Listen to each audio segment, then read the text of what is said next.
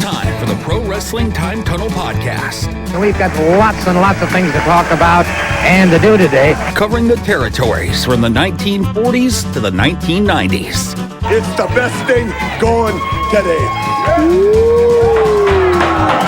Interviewing wrestlers, referees, authors, and other media personalities that have made the sport of professional wrestling great. The cream, yeah. The cream of the crop. And now, here's your host, Tony Richards. Hey everybody, this is Tony Richards, and I want to welcome you back again to our Pro Wrestling Time Tunnel podcast. We're talking about personalities, territories, towns, and buildings, and today we're really going to get into a personality and a territory. We're going to be talking about Plowboy Stan Frazier, and his primary territory was Tennessee. And to help, we've got Kurt Nielsen coming by today, who's written a biography on Plowboy Stan Frazier. And we've got our premier Tennessee analyst and historian, Tim Deals, who's going to be coming by. And we're going to be talking about the summer in Tennessee in 1975. In our show, we're talking about primarily 50 years ago in 1975. And it was a very pivotal year, and we're coming up to some very pivotal events toward the end of 75 that are going to shape the evolution of pro wrestling coming forward in the years ahead. And so I want to tell you a little bit about my X feed. Come on by and follow me on X. That's used to be Twitter. My X handle, I guess you would call it, is at Tony Richards 4. And we have a great community. Our community is spread out among Facebook and Twitter and Substack. And we've got people who are in various parts of that. Some people are in all of them, but it's funny. My Twitter community of the Time Tunnel is markedly different than the Facebook community. And that's different than the Substack community. We just have a different mindset and different flavor in each one of those. But you can follow me on X at Tony Richards 4. Our Facebook community is called the Pro Wrestling Time Tunnel, and you can get the Substack channel at Tony Richards 4 at Substack.com.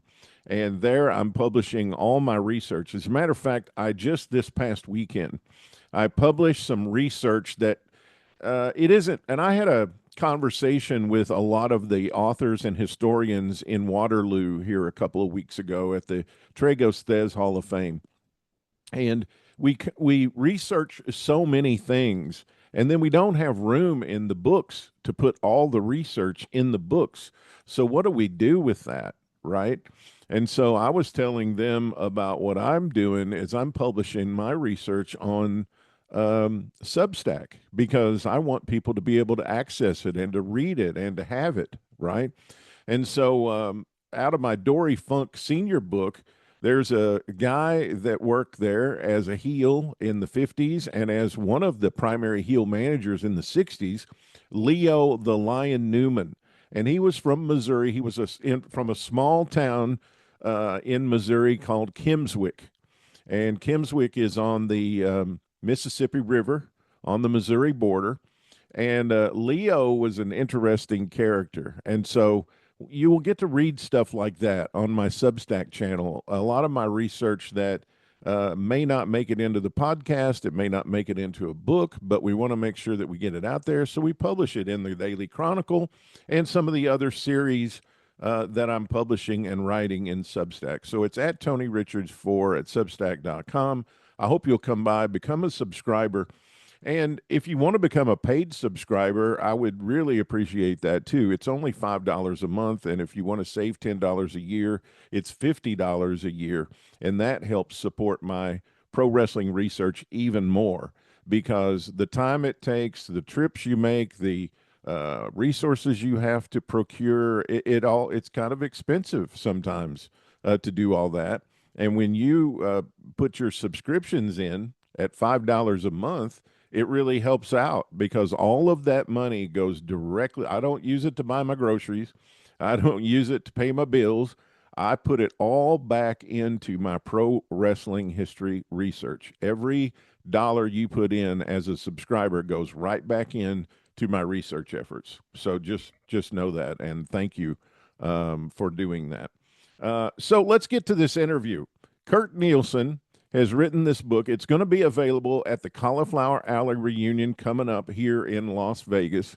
And Kurt is sending a copy to me in the mail, and I'm looking forward to getting that. And in the interview, I mentioned a story about my grandfather's feed store that particularly pertains to Roy and Herb Welch and also to Plowboy Frazier. And Kurt was kind enough to include that story in this interview in his book. And so I'm very, very grateful for that. So let's go to that interview now. Here in the Richards Ranch, we are talking to Kurt Nielsen, author of the new biography on Stan Plowboy Frazier. Hello again, everybody. Welcome to another edition of the Pro Wrestling Time Tunnel podcast. This is Tony Richards. We talk pro wrestling history here, and today we are going to talk about a really interesting fella in pro wrestling history. As a matter of fact, he's a wrestler I grew up watching as a kid in Kentucky, and my guest today is going to be, or is in the process of writing a biography about him. My guest is Kurt Nielsen, and the subject of the biography is Plowboy Stan Frazier. So I can't wait to get into this today. Kurt, welcome to the program.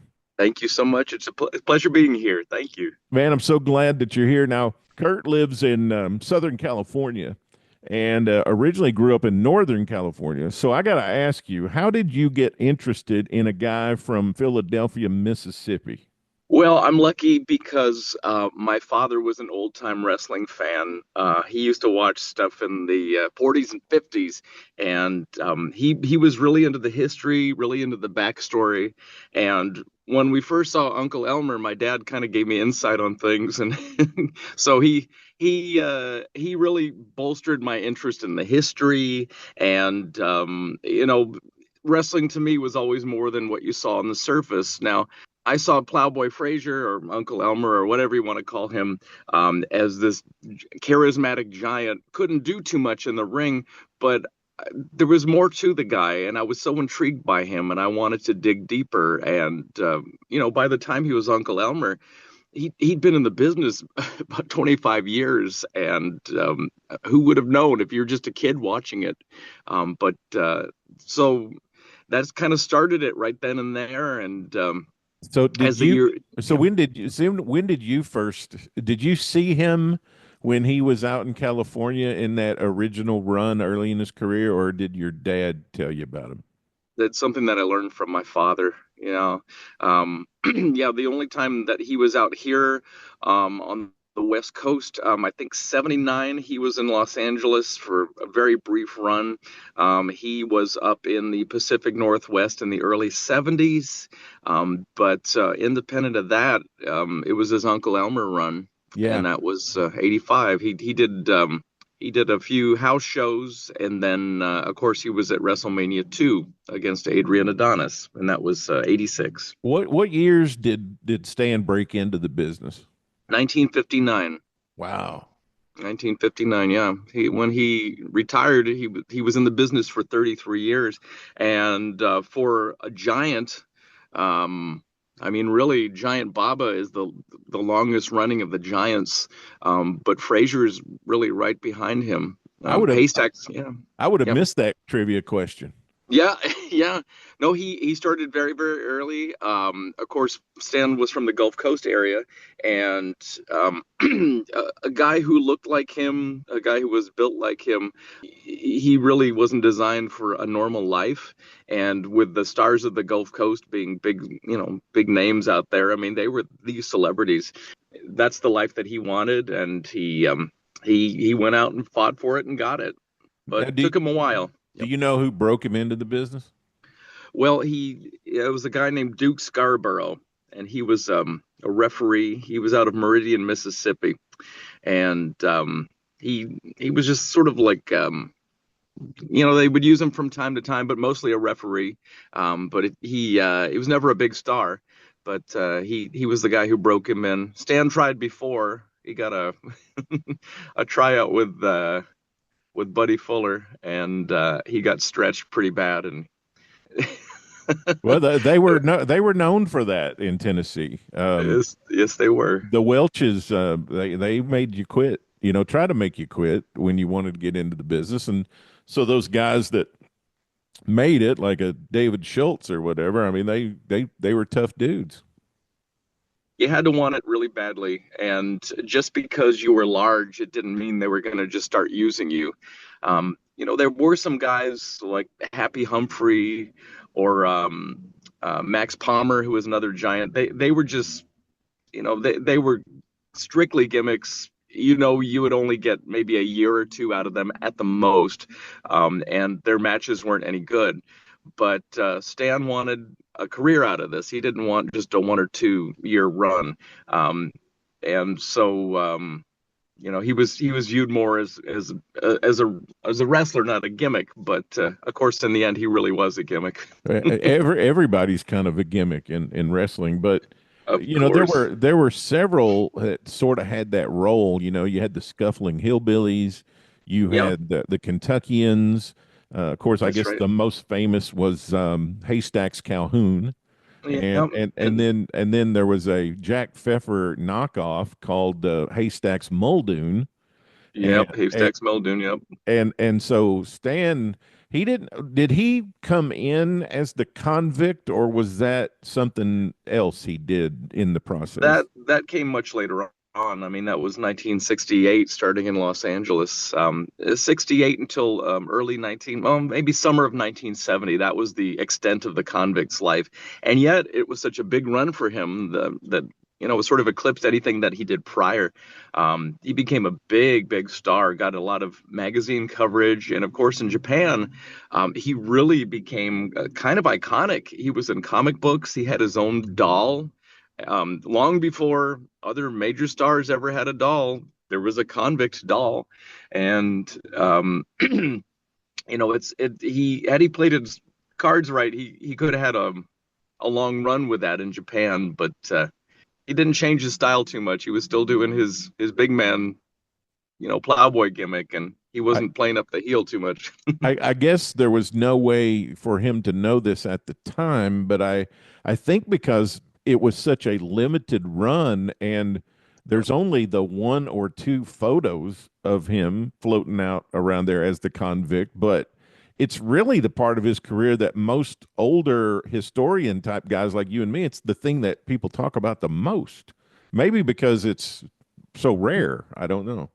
Well, it's probably the closest he ever got to legitimacy in the business. He was a big draw as that character, and people have to remember that Andre the Giant was that he hit Japan in 1970. So Stan was one of the giants who was before him, and at the time, people had never seen a guy that large, and so he really made an impression just visually. In the ring, he did what he did.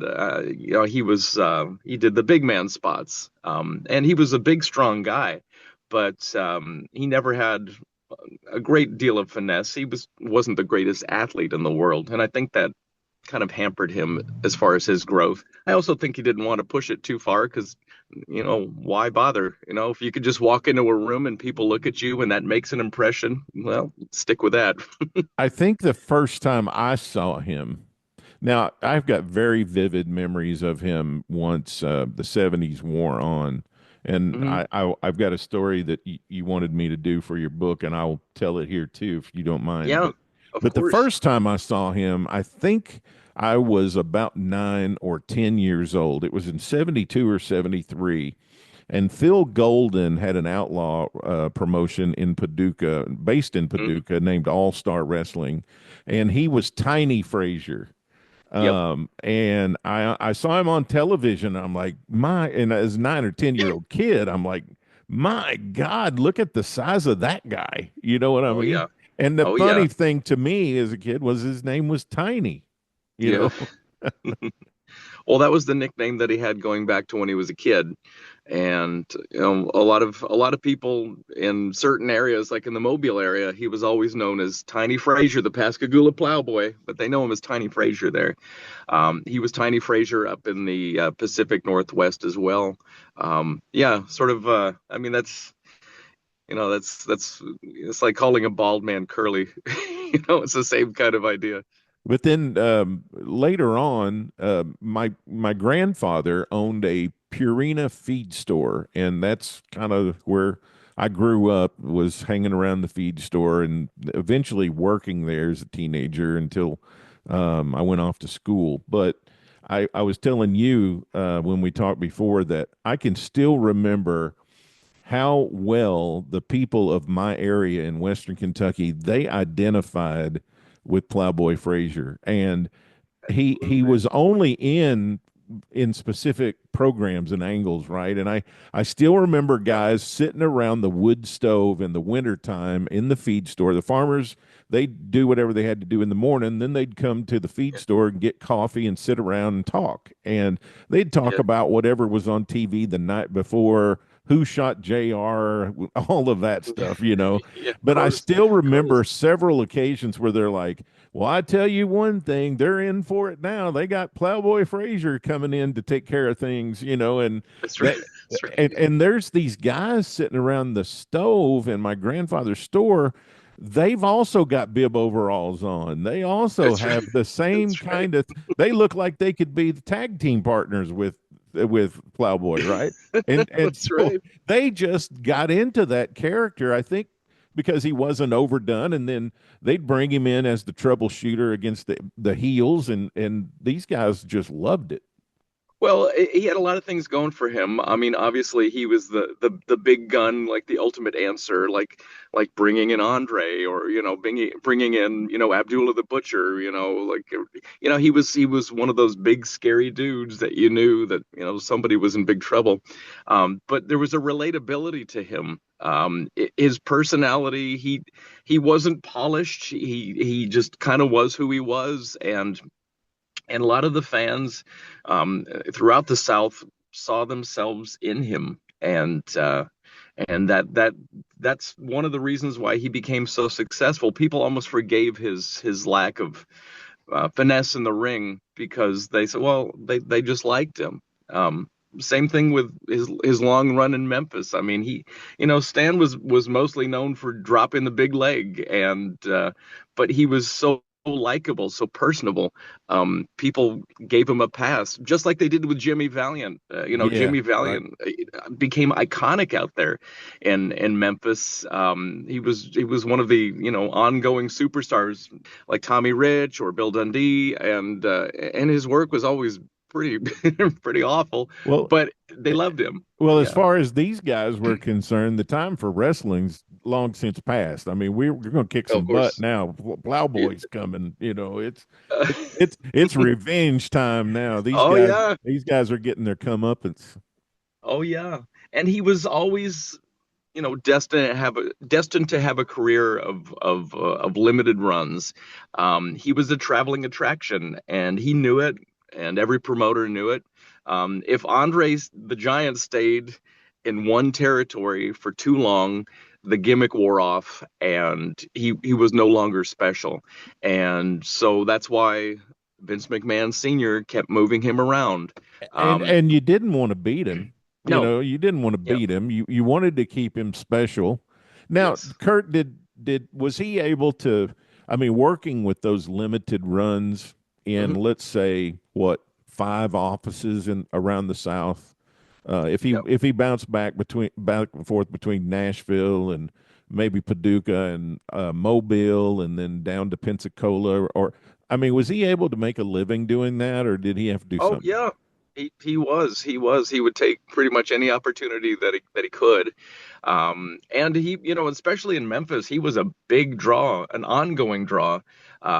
He whenever he kind of faded out a little bit, he went to another territory, and he would come back for a little while longer. But Memphis, he had that huge run with Jerry Lawler. Jerry Jarrett always says it was one of the biggest angles they ever did in Memphis, and that started in what, 1975, 1976, Yep. and basically he could stay there, off and on, um, until the end of his career. Didn't even have to work that hard, team up with a tag team partner who did all the work. You just tag him in, he throws a couple of punches, drops the leg. That's all the people wanted from him. But they loved him for who he was, and that sort of superseded anything that he had to do physically. In Louisville, Kentucky, and that is one where you and Jerry Lawler, Plowboy, are going to be in there with hair against hair. There has got to be somebody's hair to go in the match in there. Is this the way you want it? That's the way I want it. That's the way I asked for it, and that's the way it's booked.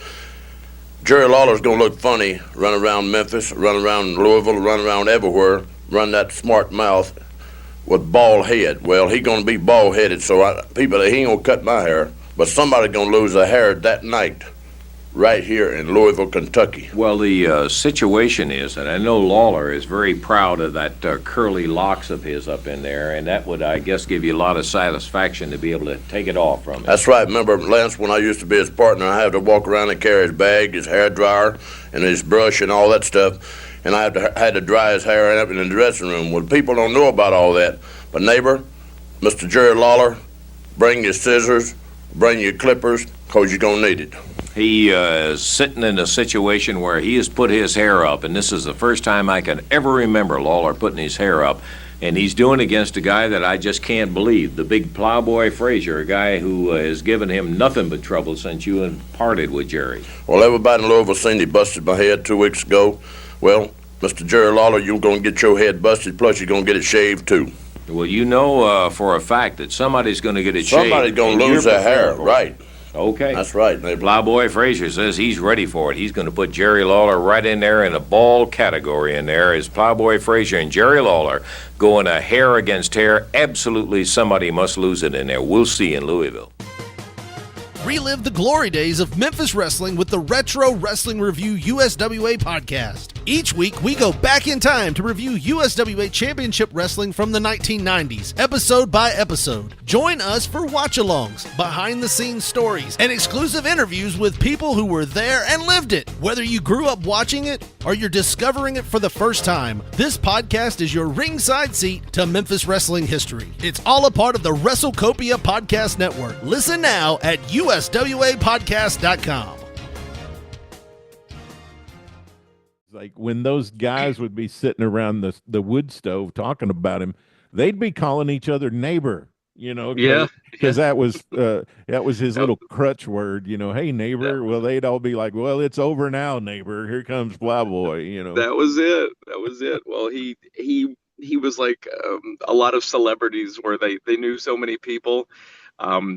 They just came up with a word, sort of a blanket, like Pearl Bailey used to call everybody honey, because she said, I can't remember names to save my life. So Stan Frazier would call everybody neighbor, but it's true. It's just, he was just who he was. There was almost no pretense about him. He was just a big, goofy, crazy character, and people got it. They loved it.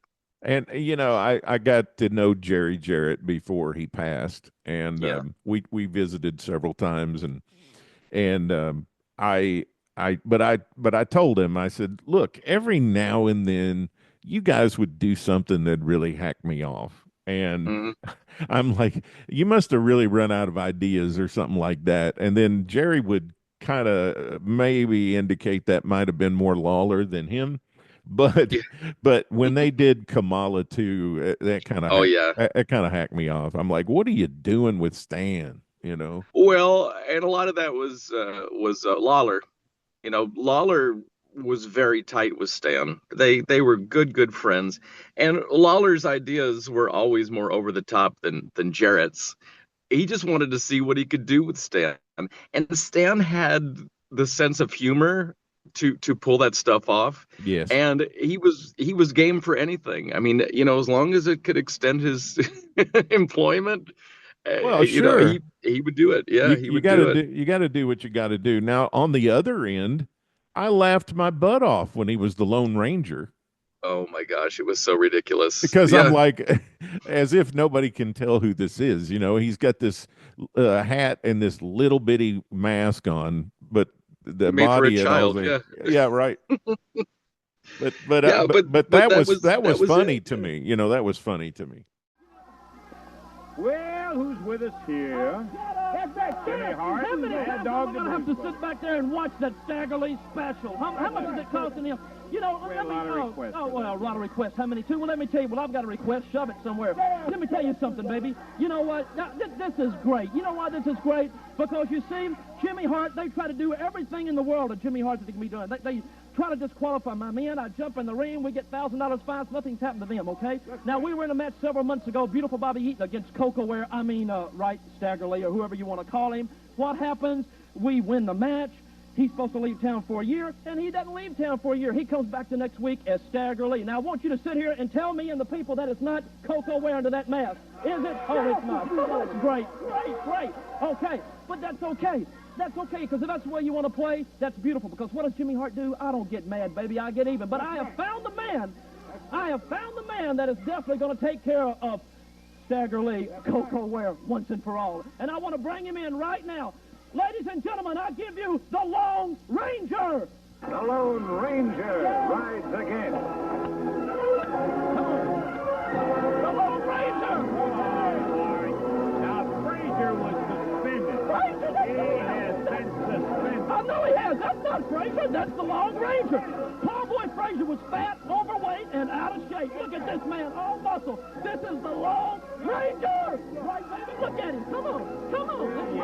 Hey, and right, that's Staggerly, too, right? That's not Coco Ware, because, see, Coco Ware was short and dumpy, but after all, Staggerly's short and dumpy, right? But that's right. But look, this is the Lone Ranger, baby. Are you right, big man? And plus, listen, Frazier, remember Frazier had a deep voice. Listen to this man. I'm the Lone Ranger. That's right. See, I'll tell you, the Lone Ranger, baby, and we are ready. We're going to get the job done. But let me tell you something. Kemosabe, come here. You go back and water the horses, baby. We're going to be ready. See you later. I got other business to take care of. All right. Lone Ranger. The Lone Ranger. How did he get booked with Vince? The major thing, they were building up Hillbilly Jim. So Hillbilly Jim was Hulk Hogan's protege and his tag team partner, and he was going to be, top echelon babyface up there with Junkyard Dog, Tito Santana, and really right before WrestleMania, he had a really bad knee injury. Didn't even happen in the ring. He slipped on a wet spot on the floor. I think it was in the dressing room, and ripped his kneecap out of its socket. So he was out. Couldn't go to WrestleMania. He would have been there, obviously. So they wanted to do something to salvage Hillbilly Jim while he was on the mend. So they thought, well, let's bring in somebody for him to manage. And it ended up being his Uncle Elmer. Of course, Jim Morris knew him from Stan Frazier. He knew him from Memphis, and Jimmy Hart was managed him for a long time. So he had people who were behind him. So that was it. We are right now as we're talking. It's May of 2025. So we're right around the 50-year anniversary of the very first Saturday night main event. But in the second one in the fall, he gets married on that show. Yeah. It was 40 years, not 50, but yeah, don't make me that old. Oh, 40 years. That's yeah, there you go. I have 50. I'm constantly living in 1975. So exactly, Kurt. Thank you. Yeah, it's 40 years ago. Yep. It's remarkable. And people forget, the world is so complicated now. There's so many more channels. There's so many more television programs, much more content, everywhere you go.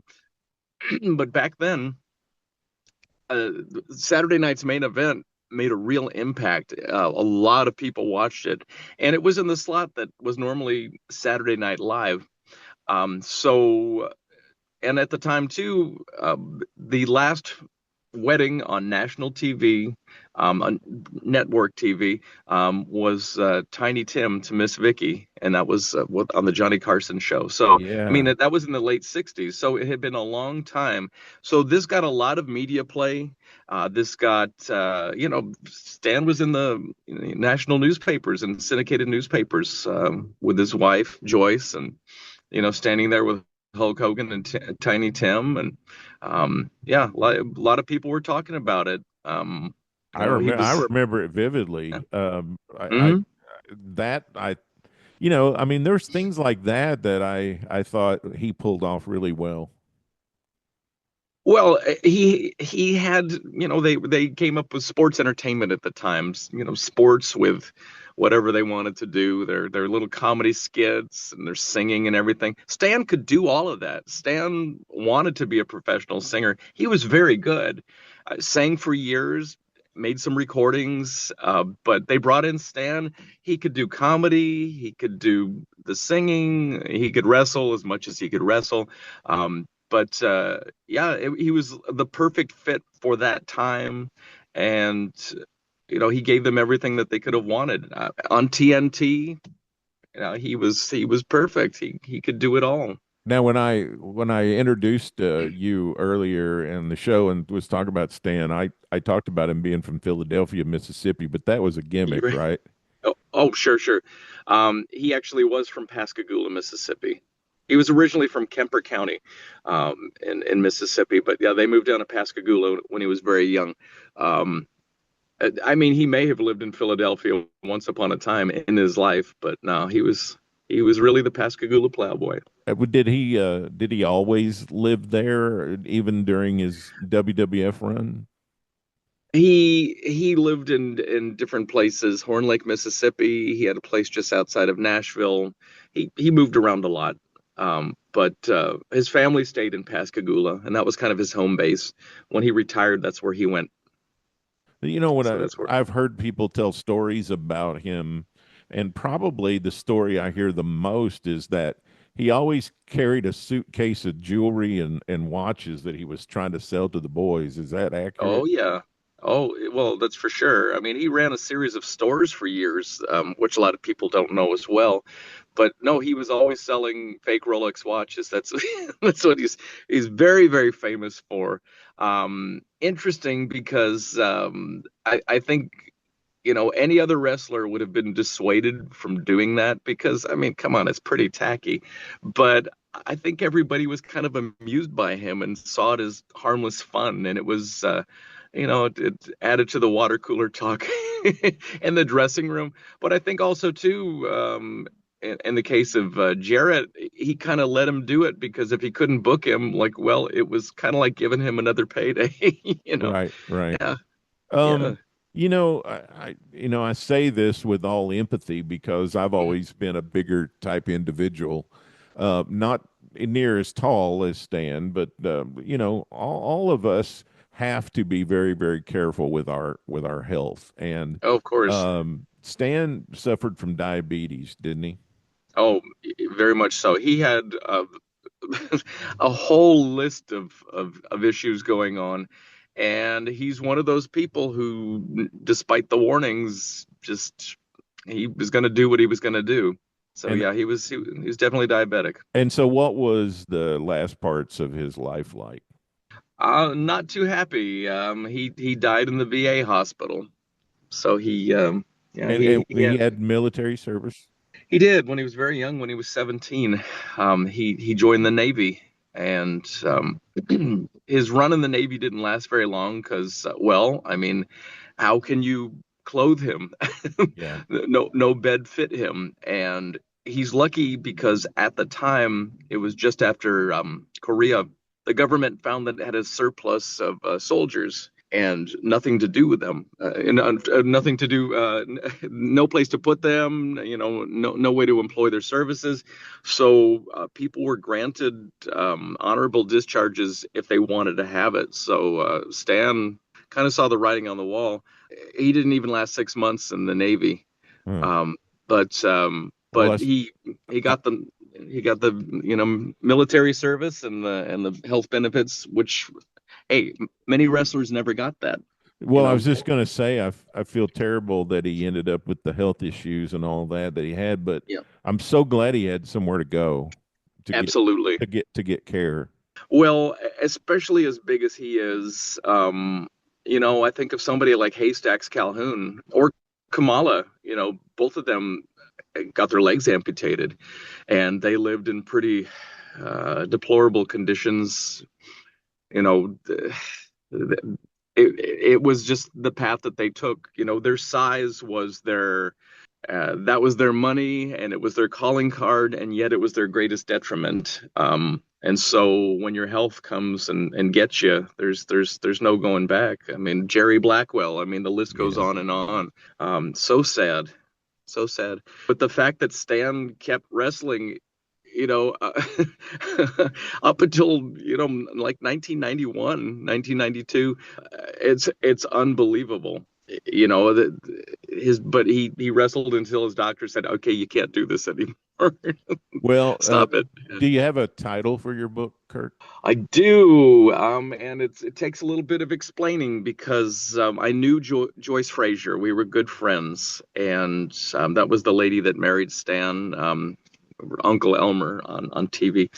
So we wanted to do a book together about Stan and his life, but for some reason, everything kept drifting back to the subject of food because Stan was obsessed with food and he couldn't stop eating, massive amounts of food. So I said, Joyce, why don't we make this a cookbook with stories? And so it's called Cooking for a Giant or a Family of Four. Wow. That's the name. So I have Joyce's recipes, things that she actually cooked for Stan. I have some of his family recipes. And Joyce passed away, 2006 now, I believe, completely out of nowhere. And when she died, I did not know what to do without her voice, without her contribution. So I put this book on the shelf for a long time. But I just realized, like, if I don't tell these stories, if I don't pass on this information, the legend and legacy of Stan Frazier will pass on, and I don't want that to happen.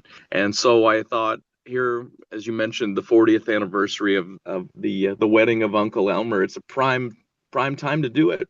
Even on Saturday night's main event, when they have it on NBC now, Uncle Elmer is in it. He's still in that opening title sequence because he was such a big part of 80s wrestling, the expansion period of the WWF. People remember him. Yes. And that angle that he did with Roddy Piper, Jesse Ventura, it was a huge, huge deal.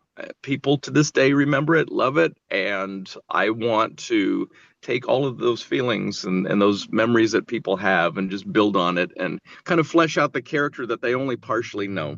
Well, it was to my mind, having been alive and experiencing it back then, it was difficult, I think, for Stan to get over as a heel because people just saw him as being lovable. They saw him as being good-hearted, and I just he was one of the more lovable characters in the business of pro wrestling, and I appreciate you so much for documenting his life for us and preserving that piece of wrestling history. So we're all trying to do that in our own way, and Stan deserves what you're doing for him for sure.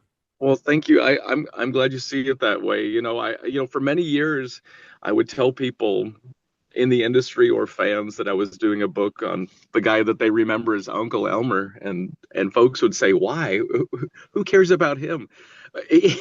And yet he's one of the most interesting characters that ever existed in the business. Interesting, and as you said, caring and lovable. There was so much more to him than that just really brief run as Uncle Elmer, which was only 9 months. A 33-year career with so many, ups and downs that took him to so many places. He met so many people, made such a great impression. But he's also sort of an echo of the past, a character that might not be able to exist in the business anymore. I mean, how many giants exist in the business like a Stan Frazier? I think Viscera was the last of, and Big Show were the kind of the last of the massive human beings. Omos is kind of the modern day giant, but they don't work the same way anymore. And Well, I'm that pro wrestling geek guy who yeah, I enjoy the people like this, right? I mean, I Brian Solomon's one of my best friends, and I loved reading his book about the Sheik. And hmm Scott Teal just came out with another book about Frankie Kane, and I it's love wonderful. all of that. But Yeah. I got really excited because I opened up an envelope the other day, and I had a book on Bruce Swayze. Oh And yeah. a lot of people don't remember Beautiful Bruce, but I was so excited that the book had been done on him because if you don't, he for sure won't be remembered, right? And so I Yeah. love that you're doing this for Stan. When do you think it'll be available? Thank you. Well, I want it to be out hopefully before Cauliflower Alley Club so I can sell it there. Yeah, that'd But be awesome. certainly before the anniversary of the wedding. So I'm in the process of moving, as we talked about. So it's but the bones of it are there, and it's like 95% done. I've been Great. trying to interview a few individuals. It's a little hard at times to peg people down, and this is after years. I'm talking years and years of trying to hunt people down. Oh yeah. um, Hillbilly Jim is still the hardest guy to interview. He just he doesn't talk to a lot of people. But I think speaking with him would pretty much put the period at the end of the sentence. And I'm hoping he comes through before my time runs out. Oh, good. Well, we'll look forward to later this fall getting the book on Stan Frazier. We've been visiting with Kurt Nielsen. Kurt, thank you so much for spending some time with us today and talking us about the Plowboy.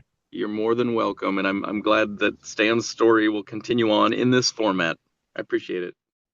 I hope you enjoyed that interview with Kurt Nielsen on his new book about the life and work and professional wrestling career of the Plowboy, Stan Frazier. He was also the Playboy, Stan Frazier, there for a little while. And he was kayfabe from Philadelphia, Mississippi, but we cleared all that up in the interview right today. So soon as I get more information on Kurt's book, I'll pass it along here so you can get yourself a copy and add it to your pro wrestling history reading because Frazier is one of those guys from the territory days that we'll never see again. We'll never see guys like that, right? And so having his life and career recorded is extremely valuable. Okay, speaking of Tennessee, let's stay in the Tennessee territory. 1975, this is pre Gulas and Jarrett split, right? We're still a couple of years away from that. So we're in the summer of 75. And to help me walk through what was going on in June and July and the first parts of August is our historian and analyst for Tennessee, Tim Deals, who's written the great book about the Tennessee Athletic Commission and all the great things that happened in Tennessee wrestling history. So let's go to that right now. Here I am at the Richards Ranch talking to the great historian Tim Deals on Tennessee 1975. Hey again, everybody. Welcome to another edition of Personalities, Territories, Towns, and Buildings on the Pro Wrestling Time Tunnel podcast. I'm your host, Tony Richards, and once again, I'm joined by the authority in Tennessee wrestling, Mr. Tim Deals. Tim, welcome back to the program. Well, thank you, Tony. I appreciate it. I'm glad to be here. Not sure I can live up to that introduction, but we'll give it a shot today. We'll see what we can get into. I was on Briscoe and Bradshaw here recently, doing the life of Jim Barnett, and they introduced me as the wrestling's greatest historian. And I'm like, come on, guys, stop it, stop that. Take it if they give it to you. I guess. I'm like, boy, I'll never live up to that moniker. And so we've been talking about Tennessee. 1975 is an interesting year. We know that in 77, the split's going to come between Nick Gulas and Jerry Jarrett. So just focusing here on 1975, it's interesting in things that you see. I think in our last program, I mentioned that Jerry and George Goulis are teaming up on occasion, Right. and George is working some in both ends of the territory. Right. And for our fans that are just learning about Tennessee, I got to tell you, Tim, I was listening to a podcast this morning in the bathroom while I was getting ready, Yeah. just trying to do whatever I do with whatever I got to work with here. And I was getting ready, and I was listening to a podcast, and these guys were talking about, and of course they were calling it Memphis because that's kind of the description it's taken on in later years. But back during this time that we're talking about, it was a completely different, full, large territory that was geographically very, very large. And they were talking about how Memphis, what the Tennessee style of wrestling to them was concession stand brawls and Frankenstein masks. And I wanted to crawl through my phone and grab them by the neck and say, you are not fully educated on Tennessee wrestling. You know what I'm talking about? Yeah, yeah, and there's some of that, but there's some of that in almost every territory at some point as well. And it is the Memphis thing, that's just kind of accepted, I guess, by most of us. I mean, I Yeah, call it that too. of course. Always interesting though that no matter who ran it, Nick Goulis or Jerry Jarrett, they based their office in Nashville, Yeah. or the Nashville area. And Nashville was geographically in the center, Absolutely. of the whole territory. And where most everyone lived who worked that territory. Even Jerry Lawler, after the split, lived in Nashville for a time before Yeah. he moved back to Memphis. I mean, it just geographically, as you said, it made sense to be there. If you're going to go to Birmingham on a Monday night, you want to drive back home, fairly easy drive, comparatively speaking, to do that to Nashville and as opposed to somewhere else. And for So, those of you who are didn't catch our last show and you're just maybe new viewers or new watchers, Tim grew up in the eastern half of the territory, and I grew up in the western end. So there you go. together we got the full story. That's right.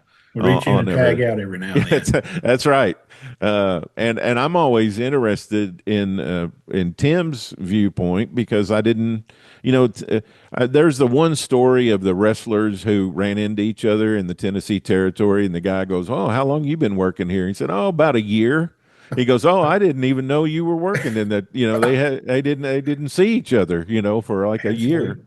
Right. We're talking like a 7 or 8 state region at various times, particularly this time. I mean, in the mid 70s, they were really hitting a lot of places.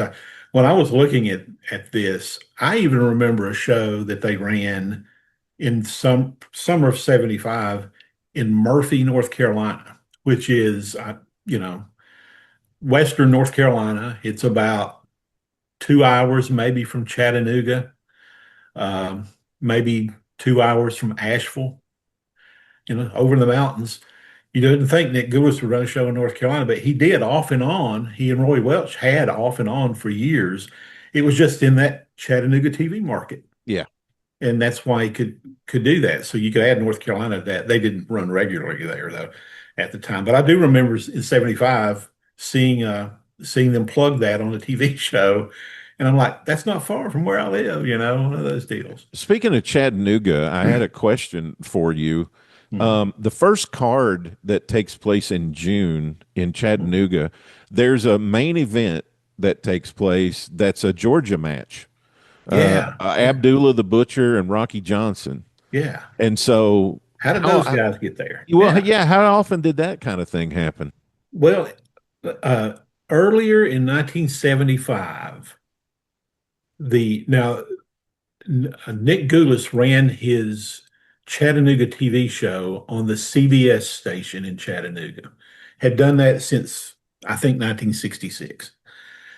In early 1975, the NBC affiliate began airing the syndicated weekly Georgia Championship Wrestling show.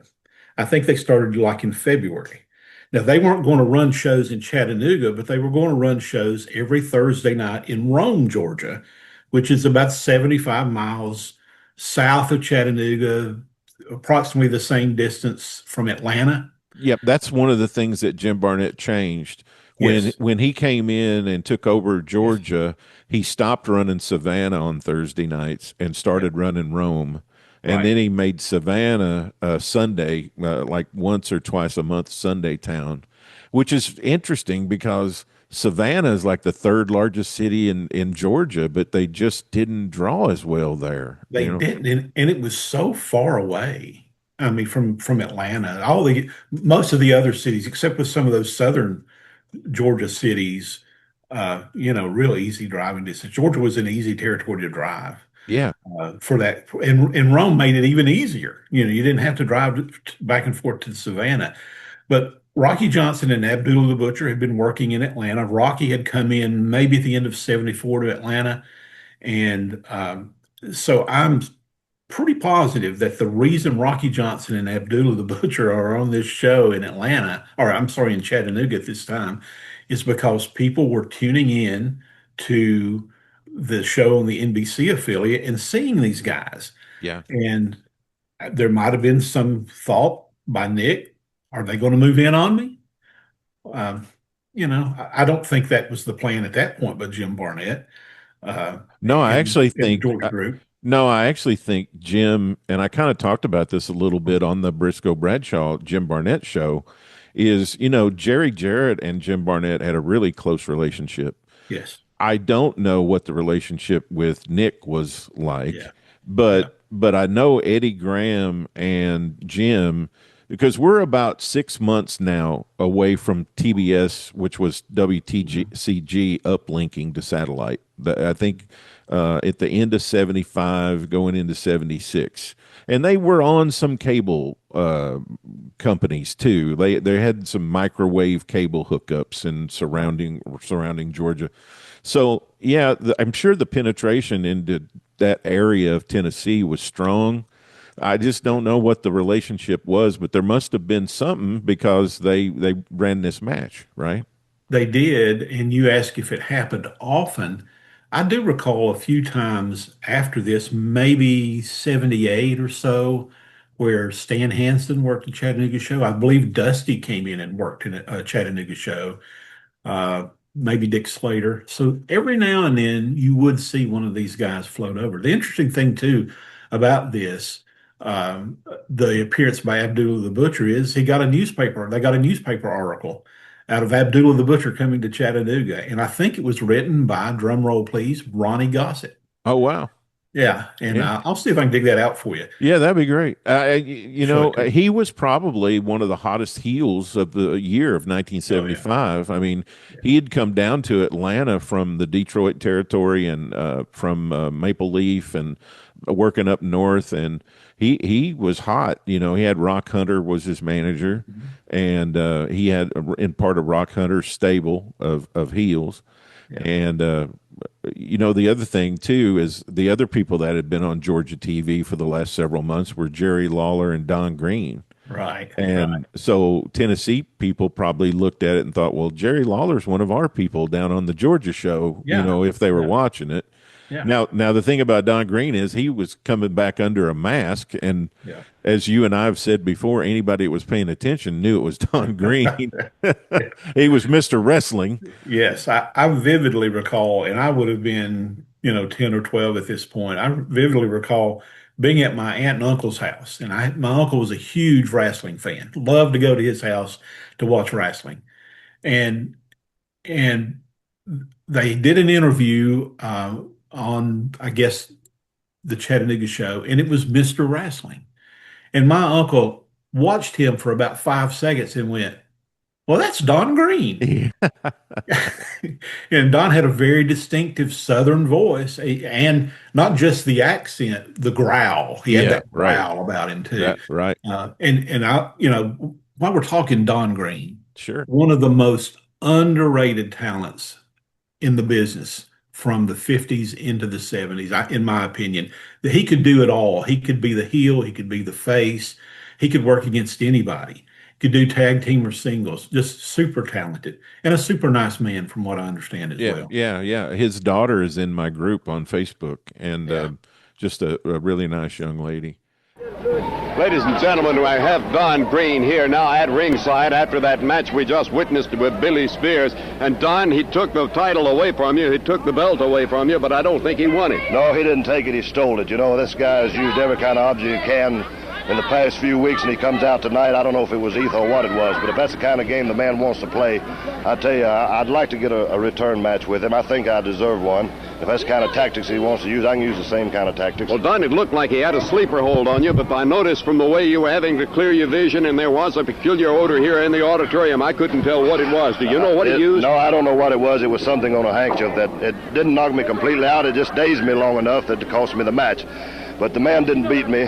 He just stole the title from me, and I don't think that's the way a champion should have the title. And I think if he's any kind of champion at all, after stealing it like that, he'd give me a return match. Do you plan to contest this decision with the NWA? Well, you can contest it, but that don't do any good. The man got the belt. He's left the arena, so as far as the people is concerned, he's champion. The only way I can prove myself is get a return match with him. Well, he will have to give you a return match within 30 days, will he not? They have to give you one within 30 days, but I may not be around that long, so I'd rather have one as soon as I can get it, because I don't want to wait 30 days. Well, I'd suggest you take it up with the promoters, because I know they saw what took place here.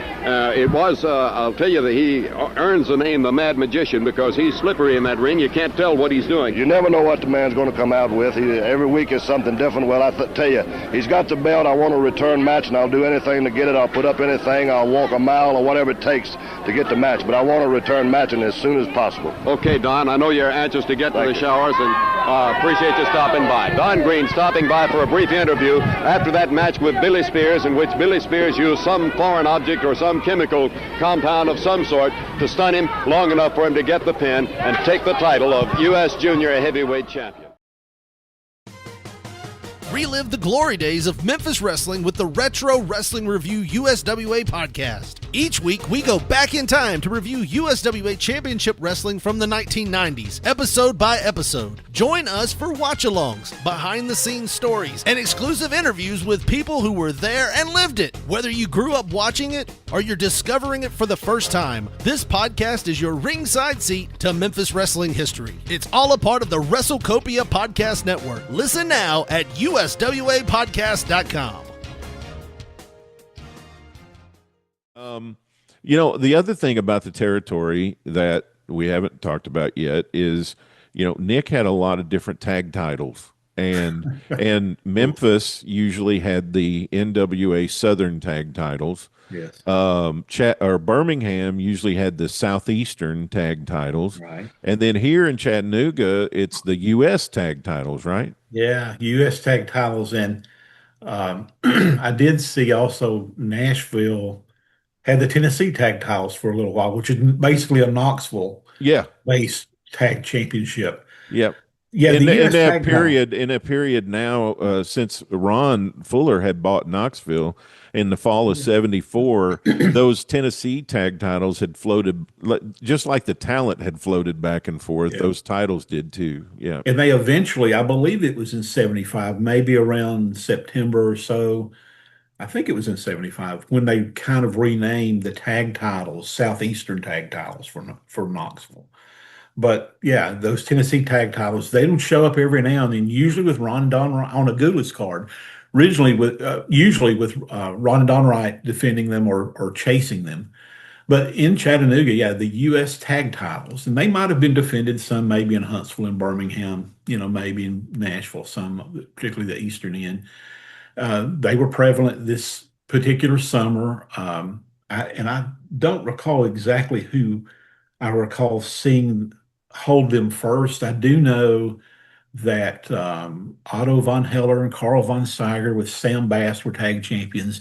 Yep. And they feuded with Tojo Yamamoto and Tommy Rich. And this may have been one of the first titles Tommy held. Yeah, Tommy, this is his rookie year, I think. Yes. And he now he's about 6 months in here going into the summer, and they're starting to work him up the pyramid. They are. And I took a little bit of deep dive, maybe ankle deep dive on Tom and looking at this, trying to figure out what year he really started. I think he probably started at some point in '74, probably doing some TV matches, but they bring him along and you see him in early '75 where he's working low matches on house card shows, usually maybe taking a loss. And then they begin to pump him up a little bit. And interestingly, before they really pair him with Tojo, they feed him to the Mongolian Stomper, Yeah, right? right. So you get this. Who's the new hot heel in the Yes, territory? he is who's going to replace Ron Fuller as the lead heel. Of course, Ron switched back to babyface right prior Sure. to Stomper coming And in. he kind of worked as a tweener. Yeah, he really was. He really was back and forth. And for me, remembering the Fullers, they had always been the good guys, right? And for Ron to come in and be a bad guy, I'm like, man, what is this? What happened to you? Right. And but he eventually turned back around and well, Tommy Rich was one of the guys that helped get the Stomper over real quick. They would put him in a mat. They'd bring the Stomper into town, and they would say the Stomper's going to wrestle two guys tonight. Tommy Rich and Jerry Bryant, or Yeah. Tommy Rich and Dennis Condrey. Right. And the Stomper would go through and just eat these guys alive. And then a couple of weeks later, you see Tommy in a tag team with Tojo Yamamoto, and they are bringing Tommy along very similar manner in which they brought Jerry Jarrett along. Mm-hmm. Here's Tojo, the experienced vet, who's going to be a mentor to this young talent, Tommy Rich. And that rub of the experience and Tommy being young and new in the business and wanting to learn helps make Tommy Rich a star in this territory within a few months. I mean, he's right at the top of the cards in tag team matches this summer. Yeah, I was having this conversation with somebody the other day about Ken Lucas, and I was talking about how Ken Lucas started in the Amarillo territory, and he stood in the back of the arena and watched Dory Funk Sr. every night. And it was that same Southern baby face that's undersized that basically takes a butt whipping all the way down to where you think they're going to die, and then they start the slow comeback, right? Right. And of course, Tommy wasn't at the place in his career to do quite that yet. He was just taking the butt kicking, but eventually they're going to have him start making those comebacks. Yes. Yes. He was good at that. He was very good at that. Ken Lucas, another, underrated guy that I hope we don't ever forget. Great worker. But, not getting off topic of Tommy here. I think Tommy had a lot going for him, didn't he? I mean, he was. Oh yeah. He when you look at a wrestling match, particularly Tennessee wrestling, as we want to call it, or Memphis, if you want to call it that. For those of you who think it's just Frankenstein mask and concession, listen up. Tim's about to tell you something important here. I don't know about that. I think part of Tommy's appeal was maybe two-pronged or maybe three-pronged. He was a good-looking guy, so the women liked him, right? Right. But he was enough aw shucks good old boy that a lot of the guys liked him. You had to cheer for him, right? And he had that underdog mentality going for him. And then he had that white blonde hair like you do, Tony. Yeah, right? Yeah. Mine's aged though. Tommy's was converted, maybe, but however, Tommy had that white blonde hair, and so when you bust him up on TV camera, it's just vivid. Oh yeah, right? The red just jumps out at you. It just jumps out at you, and that's where you get your sympathy for a baby face, and then hopefully Tommy makes a comeback, or he's going to get revenge at down the road, and teaming in with Tojo, being able to watch somebody like Tojo night after night, that's got to be invaluable experience. I'm sure he rode how to work a crowd, and I'm sure he rode with him. Probably rode with him, and Tojo probably taught the whole time. Yeah, made him drive. Yeah. Made him, Yeah. do the facials and all that, and Yeah. Oh yeah. He just got the opportunity of a lifetime to ride with a guy like that and learn and tag with him every night, Yeah. Yeah. And of course, Tojo had done that with Jerry Jarrett, and we'll throw George Goulas in there too. Tojo teamed some with George Goulas around this time. I'm not going to go into the merits of George Goulas. Enough people say what they want to say about him, and that's kind of tiresome in a lot of ways, at least to me. Let's move on and what have you. But sometimes it works, sometimes it doesn't. And a lot of times people say that stuff never saw him. They Yeah, just have heard. absolutely, They just heard. absolutely. They just heard things. Yeah, Daddy said sell. Yeah. You know. Before we get away from the tag title thing, I just Yeah. wanted to say that, the world tag title sounds big and the Southeastern sounds big. And they were going to call the promotion Southeastern. So that kind of makes sense to me. Yeah. But, I love the state titles. Like I Oh, really absolutely. do. I just thought it localized your promotion so well Yes. to have I mean, I understand. I love the Southern titles, but having the Tennessee tag title, I just really, really liked that. And Yes. I was sad to see that go away. Hey, and being from Kentucky, I don't know if you've probably seen this, um, and I'll have to dig out the clip for you. April 9, I think it's April 9. I think that's the date I've got written down there. Bowling Green, Kentucky. Hmm. Jerry Bryant and Tommy Rich billed as Kentucky Tag Champions. Right. I think that might be the only time. Yeah, Yeah. yeah. That's probably Tommy's first tag title. Yeah, probably. Yeah, But yeah, that's probably some titles that Nick had in his office. yeah. Uh, Joe we Ball and Bill Helm couldn't make it this week, so we're going to give them to Tommy and Yeah, Jarrett. that's right. Yeah, Yeah. No, I wish I'd been aware of that at some point. I didn't realize it was in this particular time frame. yeah, But yeah, I always wish they would have done more with those. yeah, yeah. And they could have. I mean, I don't know, lost opportunity. So what'd you think about the Stomper overall as a heel? Uh, I, he was so unusual as a regular in the territory at this time because so many of of the well, we're really at the end of a transition period of sorts because the territory has moved from a tag team territory into more of a singles focus when they renamed the Southern title from the Southern Junior Heavyweight title in '74, I think. And Right. you begin to get this focus of Jerry Lawler going to be the star of the territory, even though that kind of gets derailed here.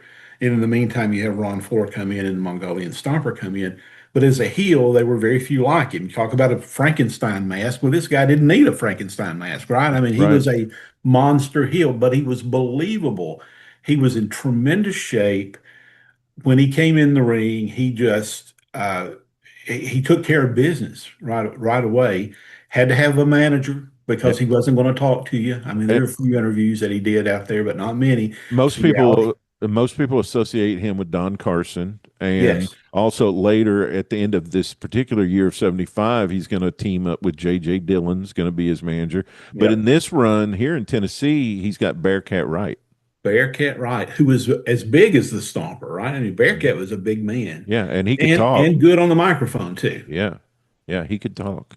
Yeah, he was great. It was an interesting pairing, and Bearcat wasn't around wrestling a whole lot more after this. I think he did a run in Georgia and maybe a few other Yeah, places. But I think that's why this particular thing is so unusual because it's just a few months. I mean, Stomper isn't really here that long. yeah, But they brought him into Memphis, and that's where he beat Fuller for the title.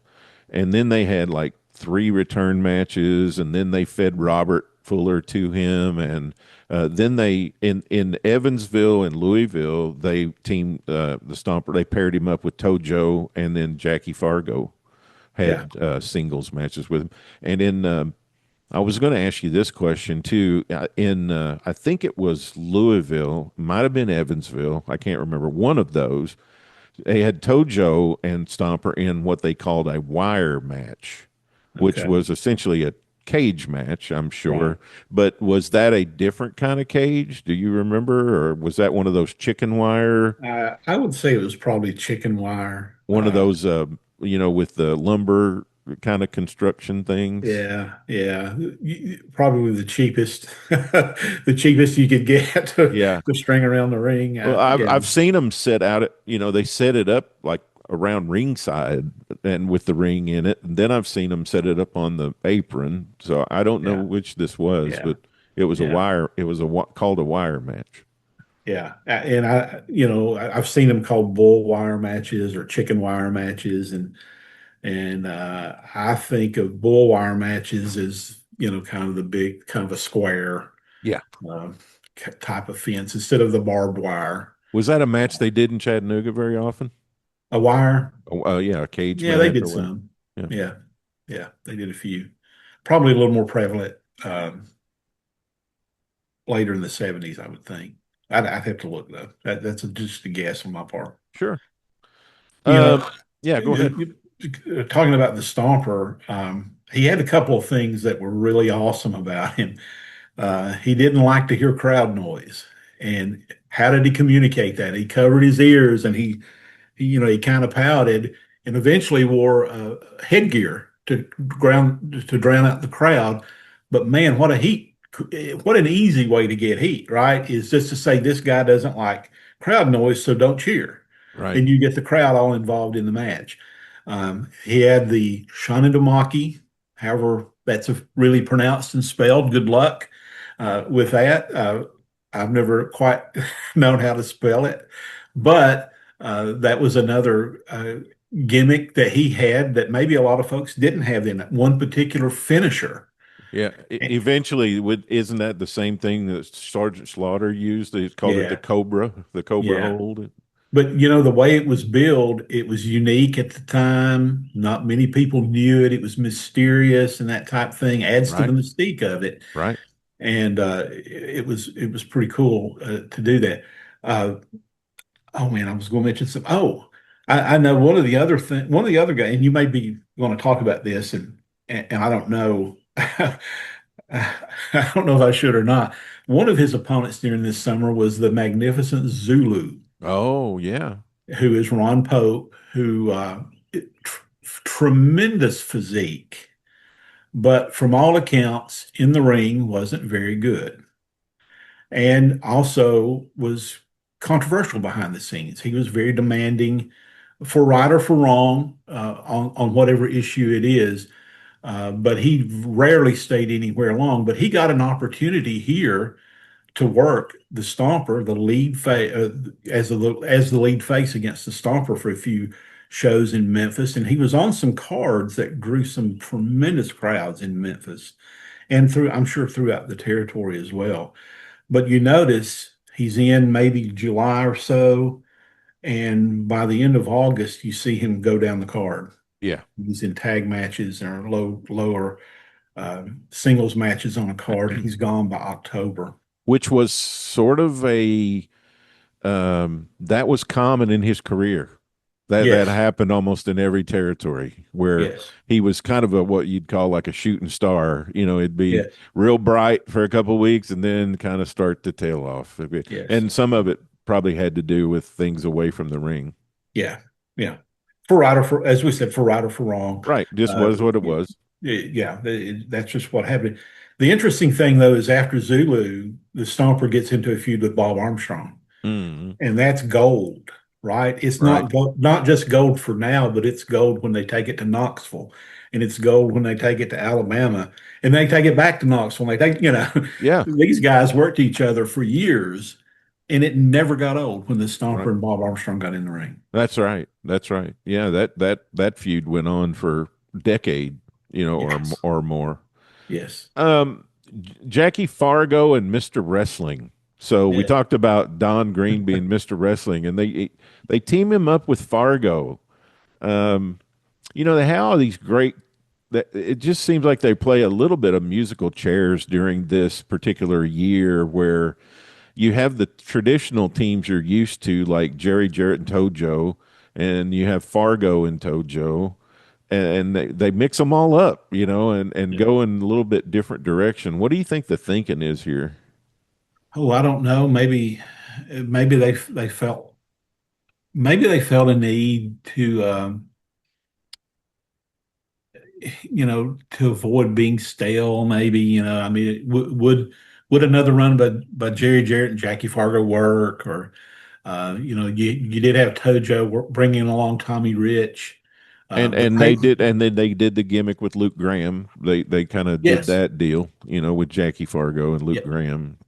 And the payoff for Tojo and Tommy Rich really comes the following year when Tommy's headlining shows in Memphis against Jerry Lawler. Hmm. I think that happened in '76. But yeah, there's some musical chairs for sure going on there. Jackie's still pretty active.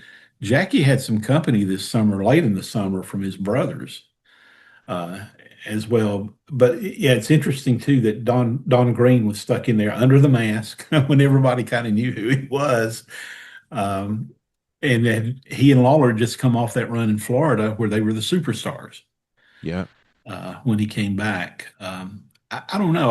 Yeah, the other thing about Don Green that's interesting is he was a businessman in Nashville. His family owned a hardware store in downtown Nashville, and you wonder how one of the meanest, baddest guys on the wrestling circuit, how that played, when you went into the hardware store.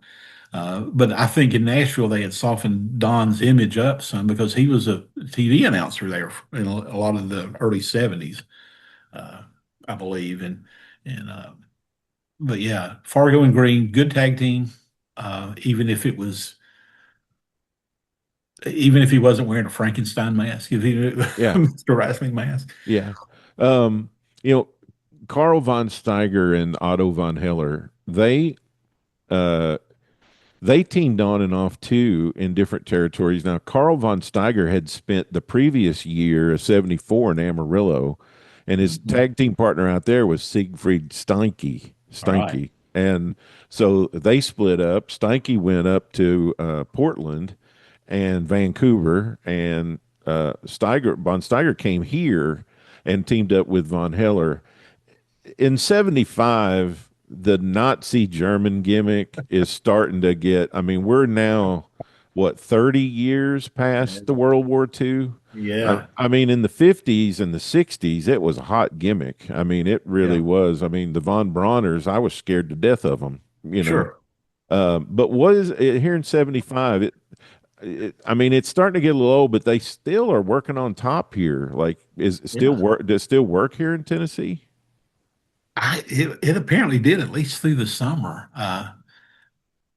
I'm like you. I thought about that when I was looking at this, thinking, man, they really did run that. I mean, and I believe one of them had the cape with the swastika Yeah, on the back.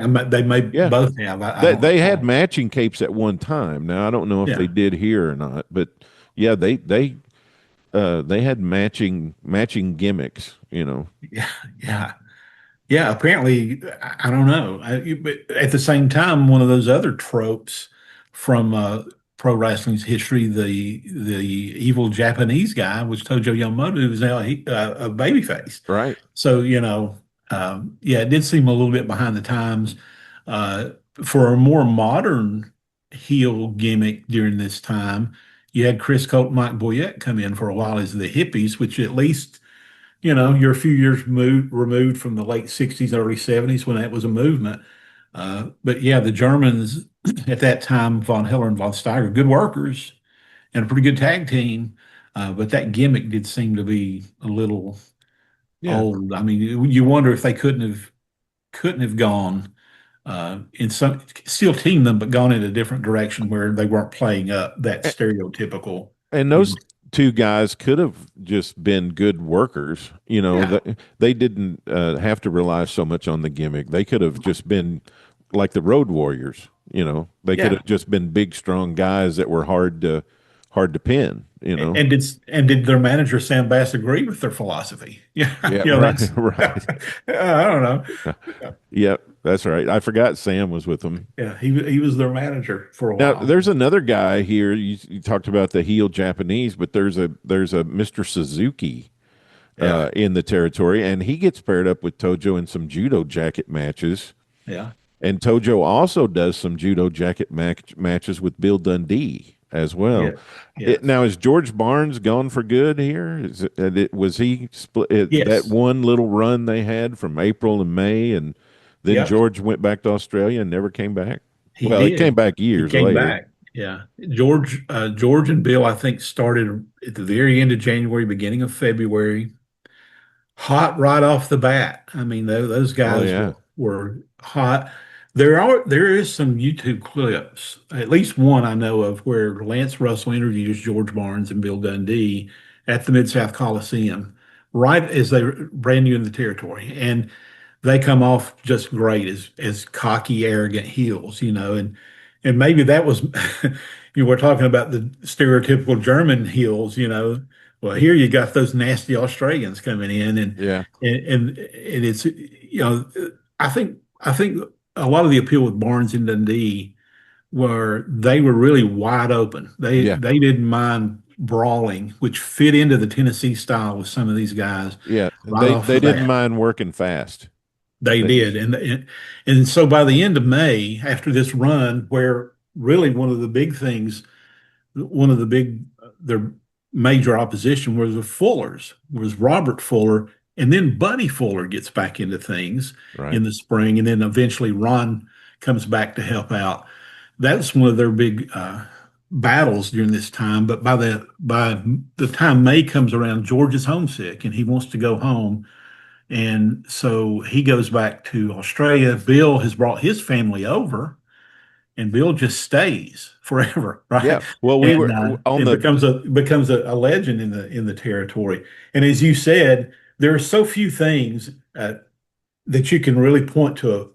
Wow, what a payoff! But when Barnes left, I don't remember there being saying, well, George went back to, yeah, and they may have said something like that, but Dundee was on his own. So you got to find something for Bill to do. Yeah. And of course they did. But man, your payoff is 12 years later in 1987 when George comes back and George wants to team with Bill and they team. And I think Rocky Johnson was kind of the in between the two. And George and Bill finally do that feud. I wonder what would they have done with Bill and George if they had stayed. I think maybe they'd had another run as through another tag championship as heels, and then maybe you flip them and let them be the fan favorites for a time, or obviously split them against each other, which happened 12 years later. So how many fans are around in 87 that remember them from 75? Because if you were, there's your payoff. Well, this Tojo and Tommy Rich, I would have fed them to Bill and George. Like I would have had them have a program together. That would have been good. That would have been great. I on the Briscoe and Bradshaw show, the Jim Barnett show. Well, I don't think it made the show. I don't think I said it while we were recording. I think it was a conversation offline. But I said, well, you guys know that Jim Barnett is responsible for Bill Dundee being in Memphis all those years. Yes. And they're like, what? And I said, well, he offered the booking job in Australia to Jerry Jarrett, and he turned him down. Yeah. And he said, do you know anybody that I could hire? And then he, the Crown guy, Bobby Shane. Yeah, he recommended Bobby Shane. And then Bobby Shane goes over to Australia and he tells Bill Dundee and George Barnes they need to go to Tennessee. Yeah. And so they go to Tennessee and Bill Dundee stays forever. Still there. Still there. You can book him for your next appearance, really, if you need him. That's right. Funny how those connections, wind up like that, And that's part of why I love looking at these things. You see those connections. Who would have ever thought Bobby Shane and Jim Barnett, and then Bill Dundee ends up in Memphis, and Jerry Lawler in there too. And Lawler and Dundee obviously become a huge, huge item later on. And they first meet later in the year, I believe, this year.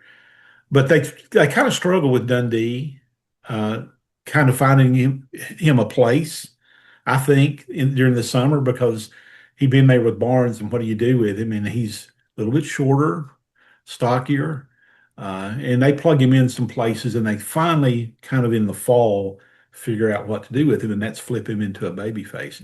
I wanted to also mention one of the guys that was in here in 75 that was around for into at least the spring of 75. I don't know that we mentioned him last time, but he's also a guy from Australia, and his name is Johnny Gray. Yeah.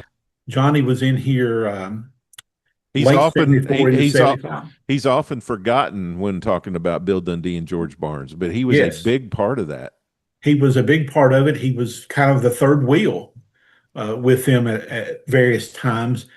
And he had come over before Dundee and Barnes with a guy that's probably much more well-known to fans in the Northeast, and that's Tony Gurria. He and Tony Gurria came over, and worked Florida. And then Tony goes to the Northeast and becomes a big star and does some traveling in territories.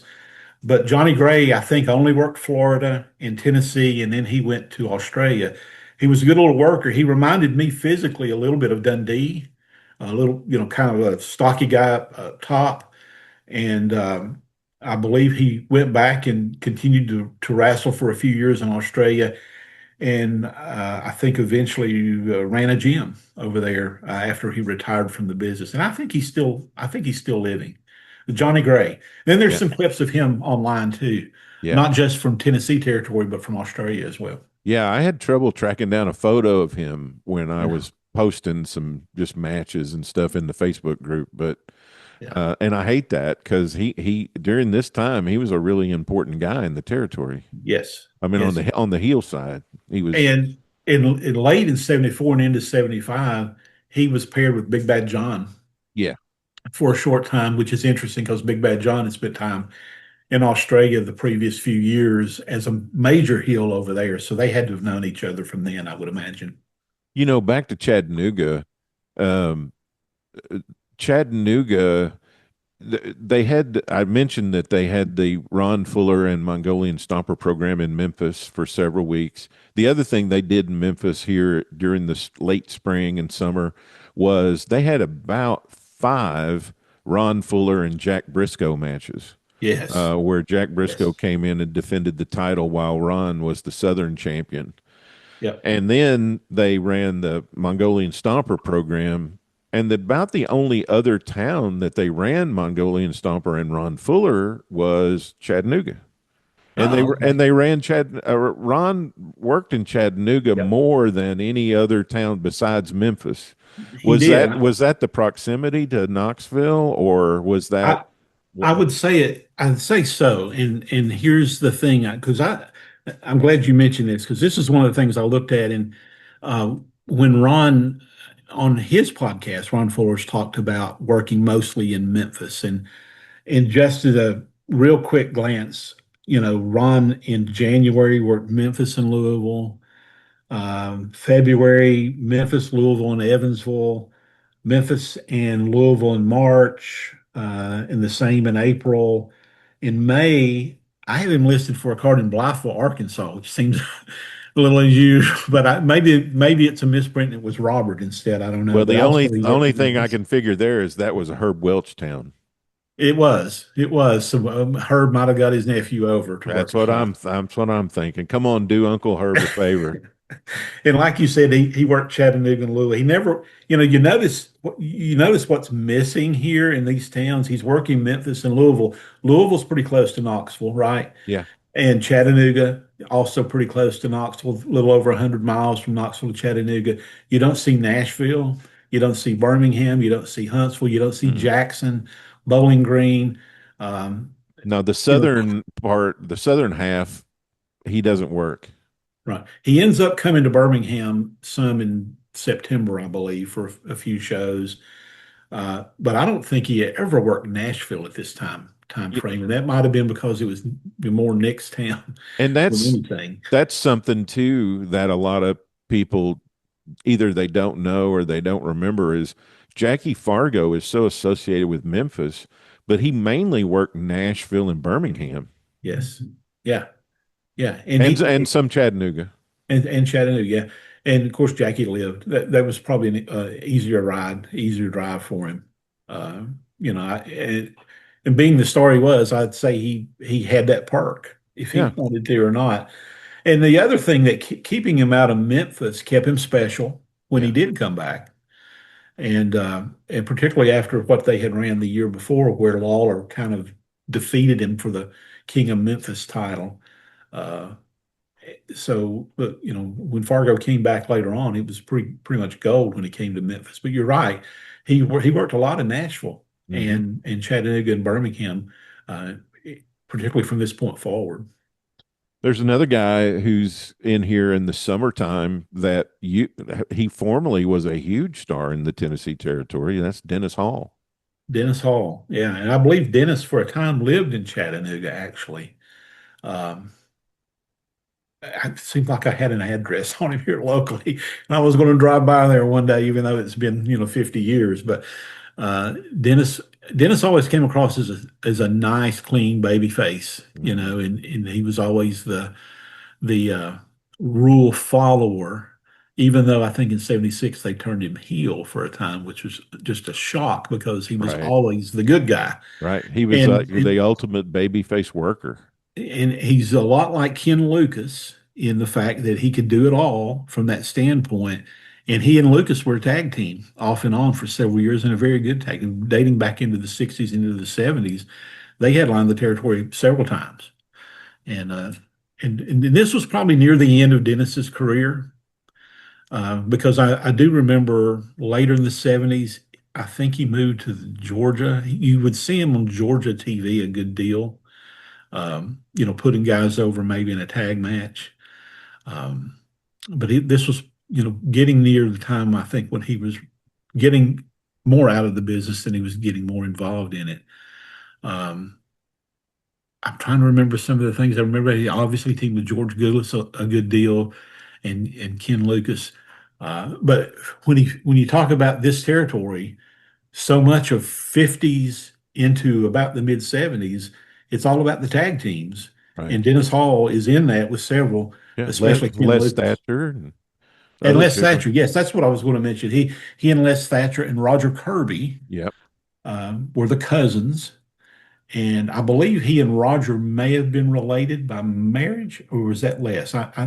I'm not sure. I'm I not thought sure there either. was some actual connection there, though. Yeah, I think so too. And Dennis worked with Dick the Bruiser. Initially, I think it's Dennis Dolly, I think is how he started. And then he moved on later on to Dennis Hall and worked this territory, oh man, for a good decade. Yeah. Yeah. Yeah. Off and on. Another guy who's in here working who's going to become a pretty large name in Tennessee is Dennis Condrey. Yeah. I'm glad you mentioned him because Dennis came in probably in the spring or late winter. And Dennis had been around a few years. He had a father-in-law who had been involved in the business. What did he And, do, Tim? huh? What did his father-in-law do? I think was he Bill Bowman? Oh, yeah. Okay. That's right. Yep. It was Bill Bowman. He'd been Okay. one of the interns, right? Yeah, I think it was Bill. Anyway, Dennis had been around the business some, had worked down in Alabama some, I think. Bill had worked as, did he work as Bill Sky? Bill And Sky with Joe Sky or yeah, Joe Turner. Joe Turner, and they were the interns and a couple Yeah, other teams. Yeah. yeah. And Dennis comes in here and he's a baby face. So he's a young good guy. He's one of those young lions, up and comer type deal. Yeah. And um, later in the summer, they pair him with Phil Hickerson. And then we're getting into talking about one of my favorite tag teams of all time. But Dennis, what I thought about Dennis at the time was he was for his age, he was kind of ahead of his time in the fact that he did a lot of suplexes and a lot of moves that you didn't normally see in Tennessee at the time.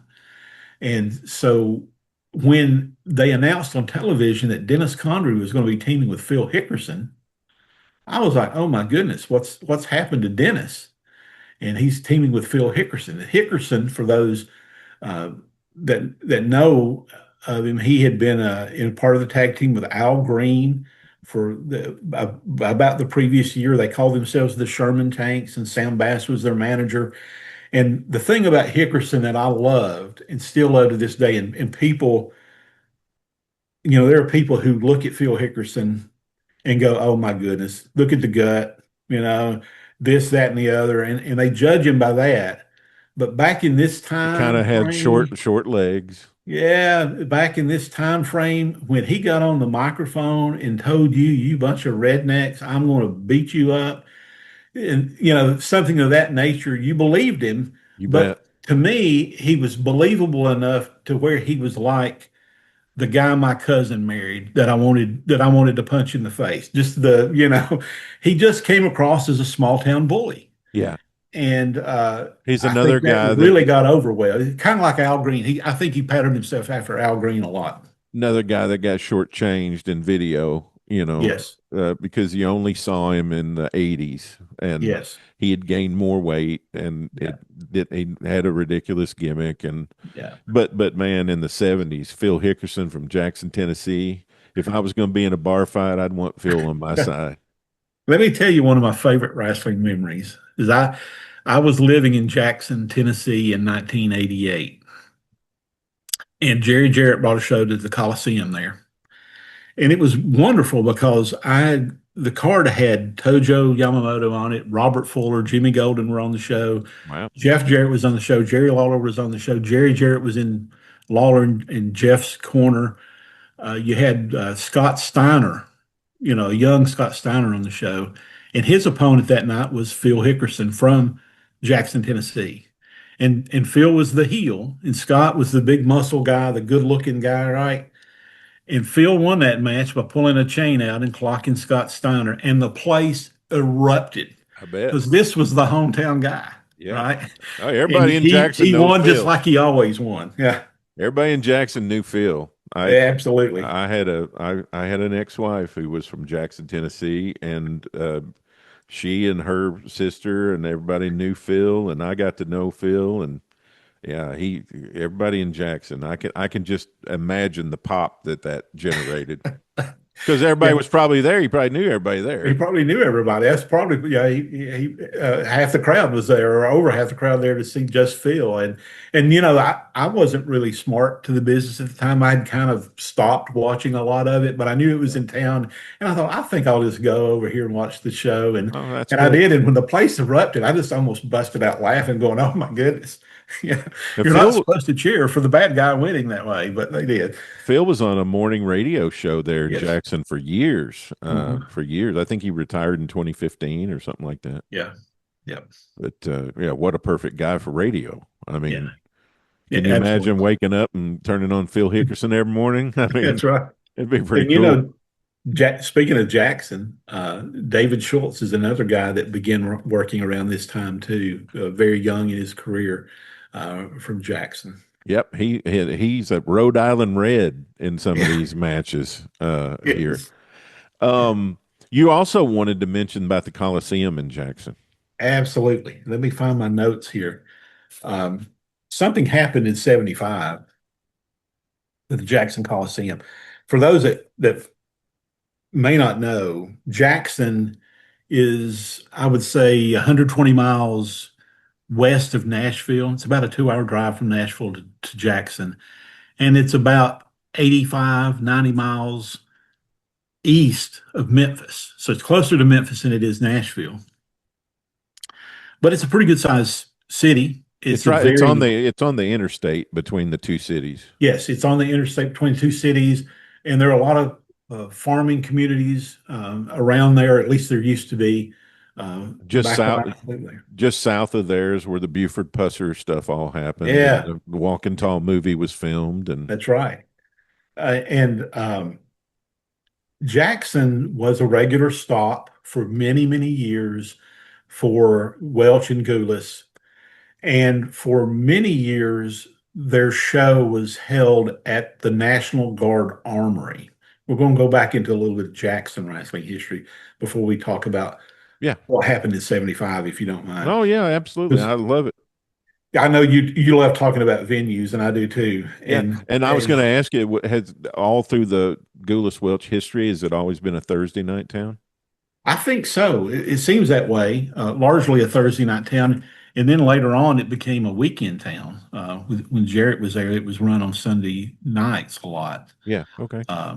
But the National Guard Armory that was in Jackson was the first National Guard Armory built in the state of Tennessee, and it was built in the very early 1930s. And, a National Guard Armory holds equipment, holds ammunition, might hold people staying there to look after all this stuff. But, one of the other things that this armory had was a place to hold an event.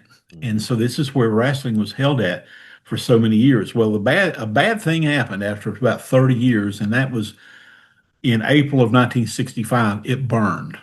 The National Guard Armory burned to the ground. So you can imagine the ammunition being burned up and the equipment being burned up. Estimated damage at the time was over $1 million. Tim, did any of it blow up, or I mean, was there that kind of ammunition? Where apparently it did sound like a lot of gunfire. Yeah, I would. Yeah, and thick smoke. Yeah. Now here's the deal: the night before, we'll just throw this in there. I don't think there's any true connection. The night before, there'd been a wrestling show there. This was in April of '65. Ronnie Etchison against Chris Averoff, and Herb Welch, our favorite, Herb and Chief Crazy Horse against the masked big heads. I don't know whoever they are. Yeah, I don't know who that is. I don't either. Ringside $1.25, general admission $1, balcony 75 cents, kids 50 cents, and if you took the newspaper ad in, you got another quarter off. So what a deal for a night of entertainment at the Armory. And then later that night, the Armory burns to the ground. So one of the things is in wrestling is, you got to have somewhere to hold an event, right? Yeah. And there was no Coliseum in Jackson at this point. So this was one of those places that you did where events were held. And so what do? I mean, you could probably go to a local high school and say, can we run a show here? But you might run into opposition with that because, well, we only want high school events there. Or, you run into board members that may balk at that or may want a piece of the gate, and you may not be willing to do that. Sure. So for a few years, wrestling for the most part was pretty dark in Jackson in the mid 60s. But one of the things that was going on while they were talking about rebuilding the Armory was there was also talk about building a Coliseum. And in '64, the Mid-South Coliseum was built in Memphis. And it was a huge hit, huge success right off the bat. And so Jackson officials looked at the success of the Mid-South Coliseum and said, we can do that. And if you look at the pictures of the Jackson Coliseum and the Mid-South Coliseum in Memphis, they're very, very similar. It's that spaceship dome. Yeah. Yeah. And I can remember pulling into the Jackson Coliseum years ago for the first time, and I thought, this looks like the Mid-South Coliseum, even then. And so they built the Coliseum, and it opened in early 1968, 5,000-seat arena. It was built to also complement Jackson High School, which was right next door. So Jackson High School was also going to use the facilities for their PE classes. So it was multifunction for the community, which probably helped sell that. $2 million cost, and it was, again, modeled after the Mid-South Coliseum. And it became the home of pro wrestling in Jackson in 1969. And that's the first time they ran a show, May 14, 1969. Cora Combs and Kathy Branch worked the show. Is that right? Corsica Joe and Heinrich von Boulder. I don't know. Maybe he was one of the masked big heads. I don't know. Could be. They paired up and took on the mighty Yankees, and there was also one other match, which no doubt pitted one of the Yankees against either Joe or Von Boulder. That was the first show in the Jackson Coliseum. Now, let me throw this out there while we wrap up the National Guard Armory talk. Okay. You would think they would want to rebuild that thing, just security reasons, right? I mean, it's vital to some security issues, I would think. Yeah. They kicked that football around for many years politically, and the National Guard Armory in Jackson was not built until 1971. So they went 6 years without a National Guard Armory, and by that time, obviously, you didn't need it for wrestling because the Coliseum had opened. Yeah. And the Coliseum, now known as Oman Arena or Oman Coliseum, it was named after a coach at Jackson High School named Turi Oman, I believe, and he coached everything. He coached ladies basketball, men's basketball, baseball, football. He was a very accomplished in all those things. So that's where the name Oman comes from. and they renamed that in 1989. And I'll throw this in too about this, and if you've got anything to add about the Coliseum, you can, or Jackson, is it really is one of the last arenas to hold kind of what we consider old school wrestling, because Burt Prentice ran the Coliseum just even a few years ago before his death. The arena he used was the Coliseum in Jackson, Oman Arena. And he did things from a promotional standpoint, kind of the old way, selling tickets and sponsorships and those type things. And Burt didn't make a fortune, but he didn't go out of business either. Yeah. And so that burned in 75, or it was damaged, or what happened Oh, there? yeah, I forgot about that. I'm glad you mentioned that. In Yeah. 75, a tornado came through Jackson. Actually, a couple of tornadoes came through, but the second one that came through in April ripped part of the roof of the Coliseum off. Oh boy. So you've got this building that's not even been there 10 years, and they lose part of the roof. And so, what do you do as a promotion then? Because you probably had shows booked every Thursday night for the next several months, and you can't have them there. So again, wrestling goes dark, but they fixed this really quickly. And in June 19 of 75, they come back into the Coliseum. It was one of the first events back in the Coliseum after it had been repaired. You've got a match you talked about a moment ago, the Stomper and Tojo Yamamoto, Chris Colt, Mike Boyette, Eddie Marlin, Jimmy Golden, Al Green, Phil Hickerson, Bill Dundee, Lorenzo Parente, George Goulas and Jerry Barber, Norvell Austin, Randy Fargo, and a battle royal. Had a big card to celebrate coming back to the Coliseum. Yeah, producer Jake put those clips up that you sent us, those clippings about the tornado in Jackson and the Coliseum damage. And so where did they run in the meantime? I don't think they did in Jackson. Are you talking about another city? No, I know they ran another city on Thursday night, but I don't think they did. I think they were kind of out of luck in that regard. They started running Paducah again on Thursday nights in this month, but I think they were gonna run both of them. It wasn't in place of Jackson; it was in addition to Jackson, because they typically ran 2 to 3 towns a night, and Paducah was always been a Thursday night town as long as I can remember.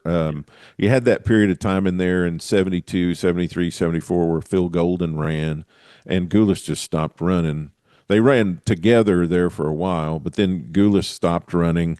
And then when Golden went out of business, then about 6 months went by. And now in June, Goulas has come back to Paducah. And they run the IBEW building, which was an electricians union. They built that building. We kind of called it the sports arena. It was a little building there on Broadway in Paducah. And Golden ran there, and Goulas ran there, and I think they ran up until the Poffos maybe came in, and then when the Poffos came in with ICW, they ran the National Guard Armory in Paducah, like we were saying. A lot of wrestling companies ran armories back in Yes, they did, and that's one of the things about some of the smaller cities that might not have a coliseum or an arena.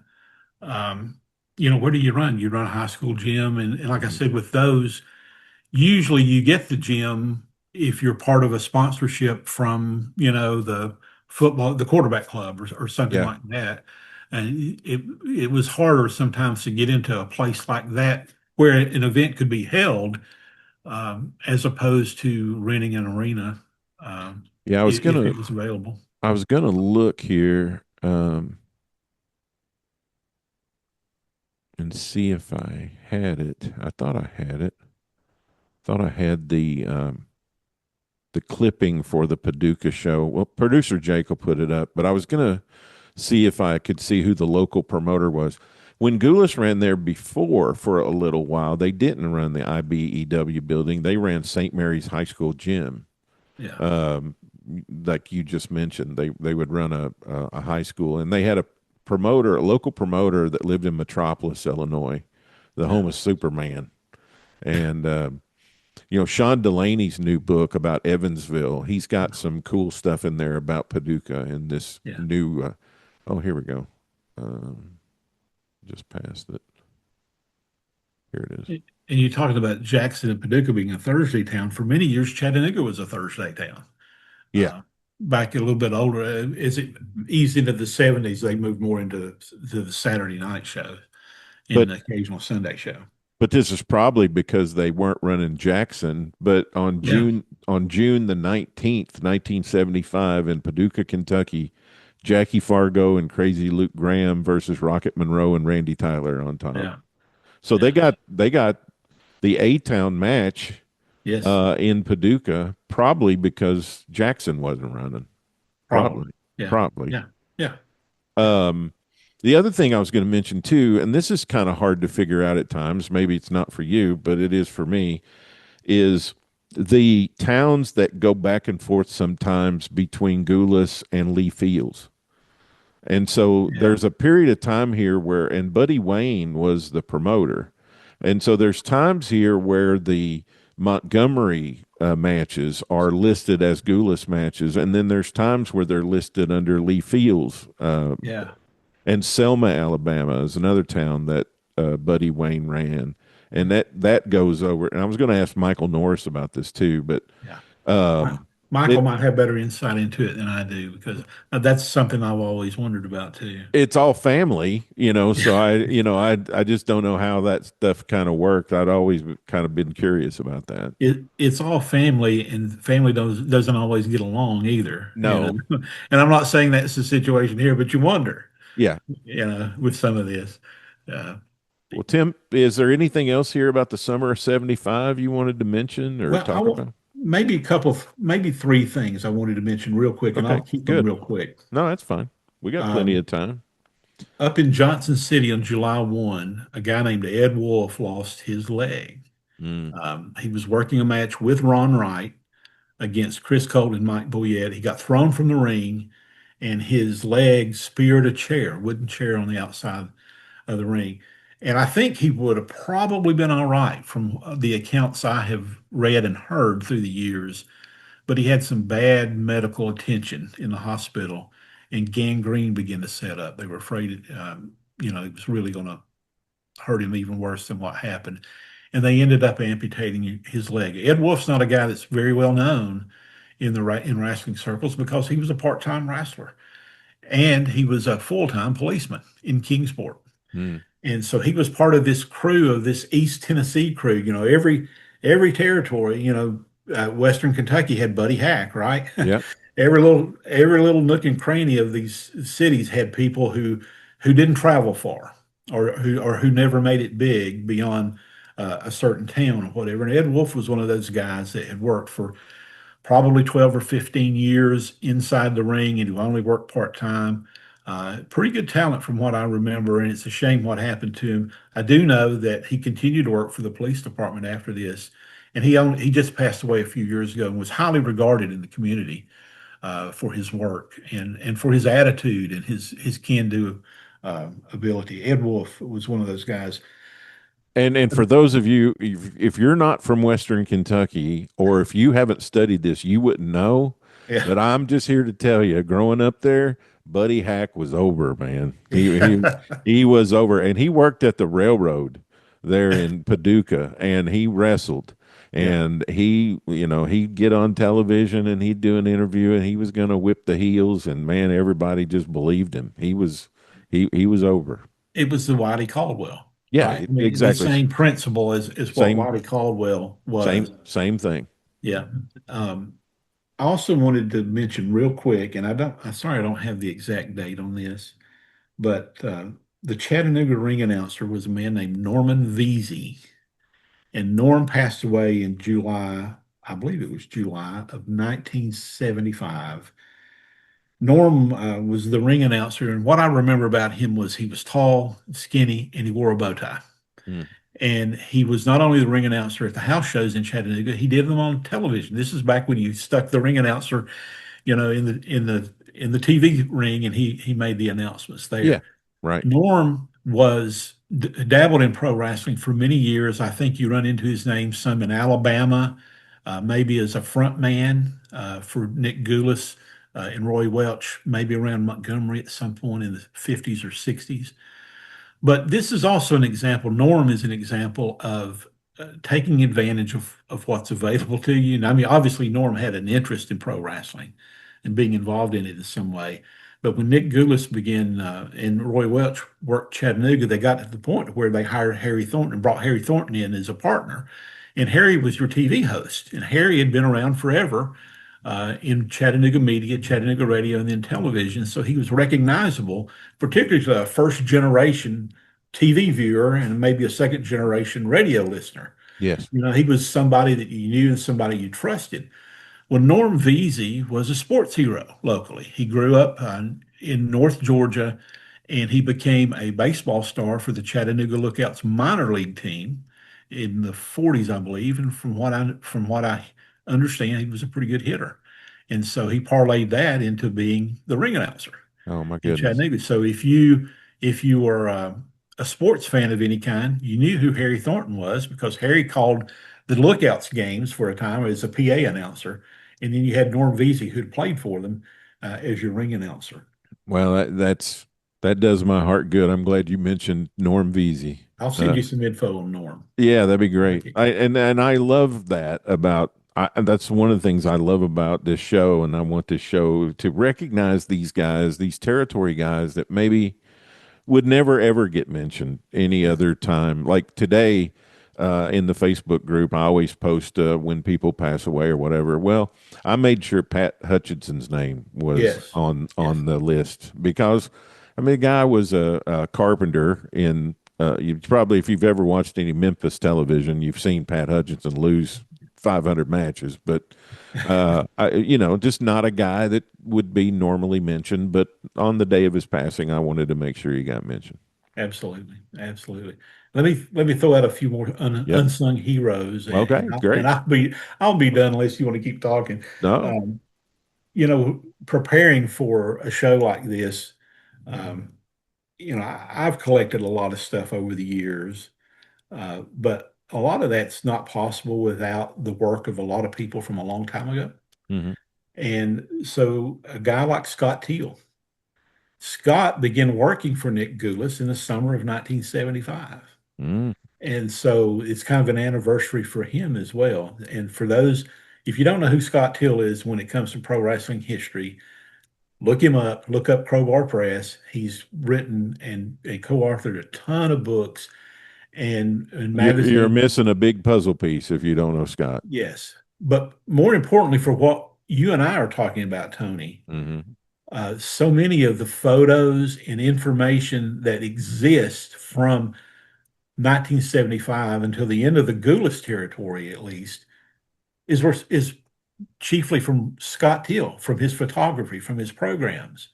So, a guy like that's invaluable. Mike Shields is another guy who worked for Gulas and Welch, and then for Jerry Jarrett. If you watch some of those clips from the Mid-South Coliseum and from some of the other arenas from the mid-70s, Mike Shields is likely the guy holding the camera. Probably, yeah. And probably the guy that edited it. And probably the guy that edited. He worked for many years for Jarrett, then went to work for Vern Gagne. Mm-hmm. And a few years ago, moved back to Nashville. And unfortunately, we've lost him since then. Mm-hmm. But he was a great guy, great resource, and left behind a legacy that we're able to kind of to back off of right now. I could be wrong, but I think he and Jerry lived next door to each other for a while, didn't they? Maybe. I think Mike Shields lived next door to Jerry Jarrett for a little bit, and they were just working all the time. You know. And Randy West was another guy who became a photographer, and I believe that's Eddie. He was married into the Eddie Marlin family. Mm-hmm. I believe Randy was a photographer as well. And some of those guys, their work still stands today. And also, I'll throw these two in there too, and that's Jim Cornette and Eddie Gilbert. Jim Cornette and Eddie Gilbert, photographers, for some of this late 70s stuff that we'll eventually get to. They, you can look in some of those magazines from the late 70s before they got into the business, and you'll see photos by Eddie Gilbert or photos by Jim Cornette. And one of the other sources, you and I talked about this earlier, I wanted to mention is Tuesday Night at the Garden, Pro Wrestling in Louisville. It's a book by Jim Cornette and Mark James. It's been out for a number of years. Um, the city of Memphis and some of these other cities had a great rapport with newspapers, and so the results were reported in the next day's newspaper or what have you, and more write-ups. Louisville wasn't always that way, but Jim Cornette has documented the shows that he went to in Louisville in this book and some of the TV results. And so we might have the lineups, but then you pair them with the results that Jim Cornette has, and you get a more clear picture, a more broad picture of what's there. And he and Mark James, Mark has written a ton of books on Memphis, is what we call Memphis as well. Yeah. There we go. We get back to that. They both And Jimmy's our age too, so yeah. he's just going to the matches and writing stuff in his notebook. Like Yeah. he didn't know he was going to be one of the key people to record all this for us all these years later. I mean, Yes. just fortunate enough that he kept it all, Absolutely. Yeah, I'm glad he's a pack rat in that regard. Yeah, yeah. And as you can see, I think our generation, we're all pack rats. Yes, yes, we are. Yeah, and too, I want to mention too a guy you just mentioned, and I don't think we talked about him the whole show, but I did want to mention Eddie Marlin's still a big star in this era. I mean, in this year of '75, Eddie Marlin, he's got one of the matches with the Stomper, I think in Evansville or Louisville won. Yeah. And so he's still working middle, top of the card here in '75. And Eddie had been around a long time at this point. I mean, Eddie was not I don't want to say a young man, but young man's business, I guess. But Eddie had been around in the 50s working some shows. So, he'd been around a while. Former policeman, if I'm not mistaken. Yeah.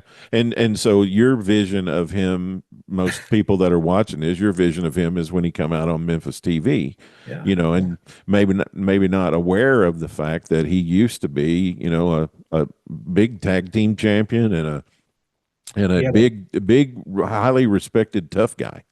Yes. Yes. I mean, that's who you trusted to carry your money back. In a lot of towns, you wouldn't want to mess with it. Eddie was a big guy, physically big guy. And, sometimes we come full circle on some of these things. The Dr. Frank mask. I think Eddie worked under a Dr. Frank mask at one point. I bet he in the did. late 60s. I'm sure if there wasn't anybody else, I'm sure Eddie said he'd do it. So, but Eddie with a great tag team with Tommy Gilbert helped get Tommy Gilbert over. Really. Yeah. Yep. Well, you had anything else on your list? Oh, I don't know. Maybe. That's all great. I'm glad you mentioned. I'm glad you mentioned all those people because I have nothing but the highest respect for every name you named there. Well, they're out there, and that material is out there, and it's so accessible now, and I'm grateful for that and glad for that. But somebody had to do that hard work back then, and fortunately, it's been preserved enough. To where we have it today. And you go amazing. You go back 30 years, we didn't have that. Right. So to me, it's I highly value it. Yes, I do too. All right, Tim, thank you so much, man. It's been great. Another great show. We covered the summer. We are up to the fall. There's some great things that are going to happen in the fall. And the way we're going to wind up this 1975 is going to be great. Jerry Lawler's going to come back. And we got a lot of great things to still talk about next time we get together. So thank you so much, man. Yes, sir. Glad to do it. All right, Tim Deals, everybody. And hang on. We'll be back with more of the Time Tunnel right after this. I hope you enjoyed our show today. We had a great interview with Kurt Nielsen on his brand new biography book on the life and career of the Plowboy, Stan Frazier. Big Stan. And also Tim Deals came by the Richards Ranch tonight, and we had a great conversation about the summer of 1975 in my home wrestling territory that I grew up with, the Tennessee territory. Great towns like Nashville and Memphis and even my hometown of Paducah, Kentucky. They just started running that again in the summer of 75. And so great stuff about the Jackson Coliseum and about it having to be repaired and reestablished and rebuilt. And so thanks to Tim Deals for bringing so much historical knowledge to our program here. Next week, we're going to go north. We're going to the Great White North. We're going to Canadian wrestling, and we're going to be talking about the territory of Toronto. And to help me take a tour of the Toronto territory in 1975 will be my historian friend and Canadian analyst, Wes Maidment. And Wes is going to be here to take us through Toronto. And then we're going to Calgary, Alberta, to Stampede Wrestling, the great territory that was run by Stu Hart and the Hart family for so many years. And one of their top babyface stars in 1975 was Red Dog Larry Lane. And I've become very good friends with Larry and his wife, Gwen. And I had a nice conversation with Larry. We walked through the first part of 1975 in his career, his program with King Curtis Iakea, the tag team championship run that he had there and the various partners that he had, the different towns that he went to in the Stampede territory. I think you're really going to enjoy the conversation with Larry Lane and our trip through Stampede in 1975. That's coming up on next week's show. Once again, come by my Substack channel. It's Tony Richards 4 at Substack.com. We're looking into getting our domain pointed over there. The ProWrestlingTimeTunnel.com will be pointed over in that direction. So that's all you have to put in, and you'll go right to my website at Substack. And so that'll make it a whole lot easier and a lot simpler for everybody. Another project we're working on is we're working on wider and more thorough distribution of our podcast. Very soon, it's going to be available everywhere you get podcasts. And so we're only up to our 17th episode. So we won't have a whole lot of archived episodes that we'll have to upload. And then every week when we come out with a new episode, it will be in wide distribution so everybody can tune in and enjoy our conversation every single week. We got some great guests coming up. We have all our usual cast of historians and analysts also. But if you want to know what we've got coming up on the show, if you go over to my Substack site, Tony Richards 4 at Substack.com, there's a tab that says Current Projects. You can see where I am on the books that I'm writing. You can see the shows that we have in production. You can see the podcasts that we have in the planning stages. And so I'm really working hard to try to keep that Current Project tab updated. So all the podcast shows that I'm going to be doing guest appearances on, all of that stuff is going to be available right there on that one page on my website at Substack.com. So if you want to know what I'm up to and what I've got going on, you can go over there and check it out. Okay? Thanks a lot for joining us. I so appreciate the feedback that I get every single week on the shows that we do. I appreciate your investment of time and your interest. And thank you so much for being here with us once again at the Richards Ranch at the Pro Wrestling Time Tunnel podcast. And we'll be back with another great show. We're going to Canada here next week on the Time Tunnel. Bye-bye, everybody. Thanks for tuning in to the Pro Wrestling Time Tunnel podcast. Tune in for another great episode next week, interviewing wrestlers, referees, and media personalities that have made the sport of professional wrestling great. Be sure to follow us on Facebook at Pro Wrestling Time Tunnel. We'll release a new episode soon. Don't you dare miss it.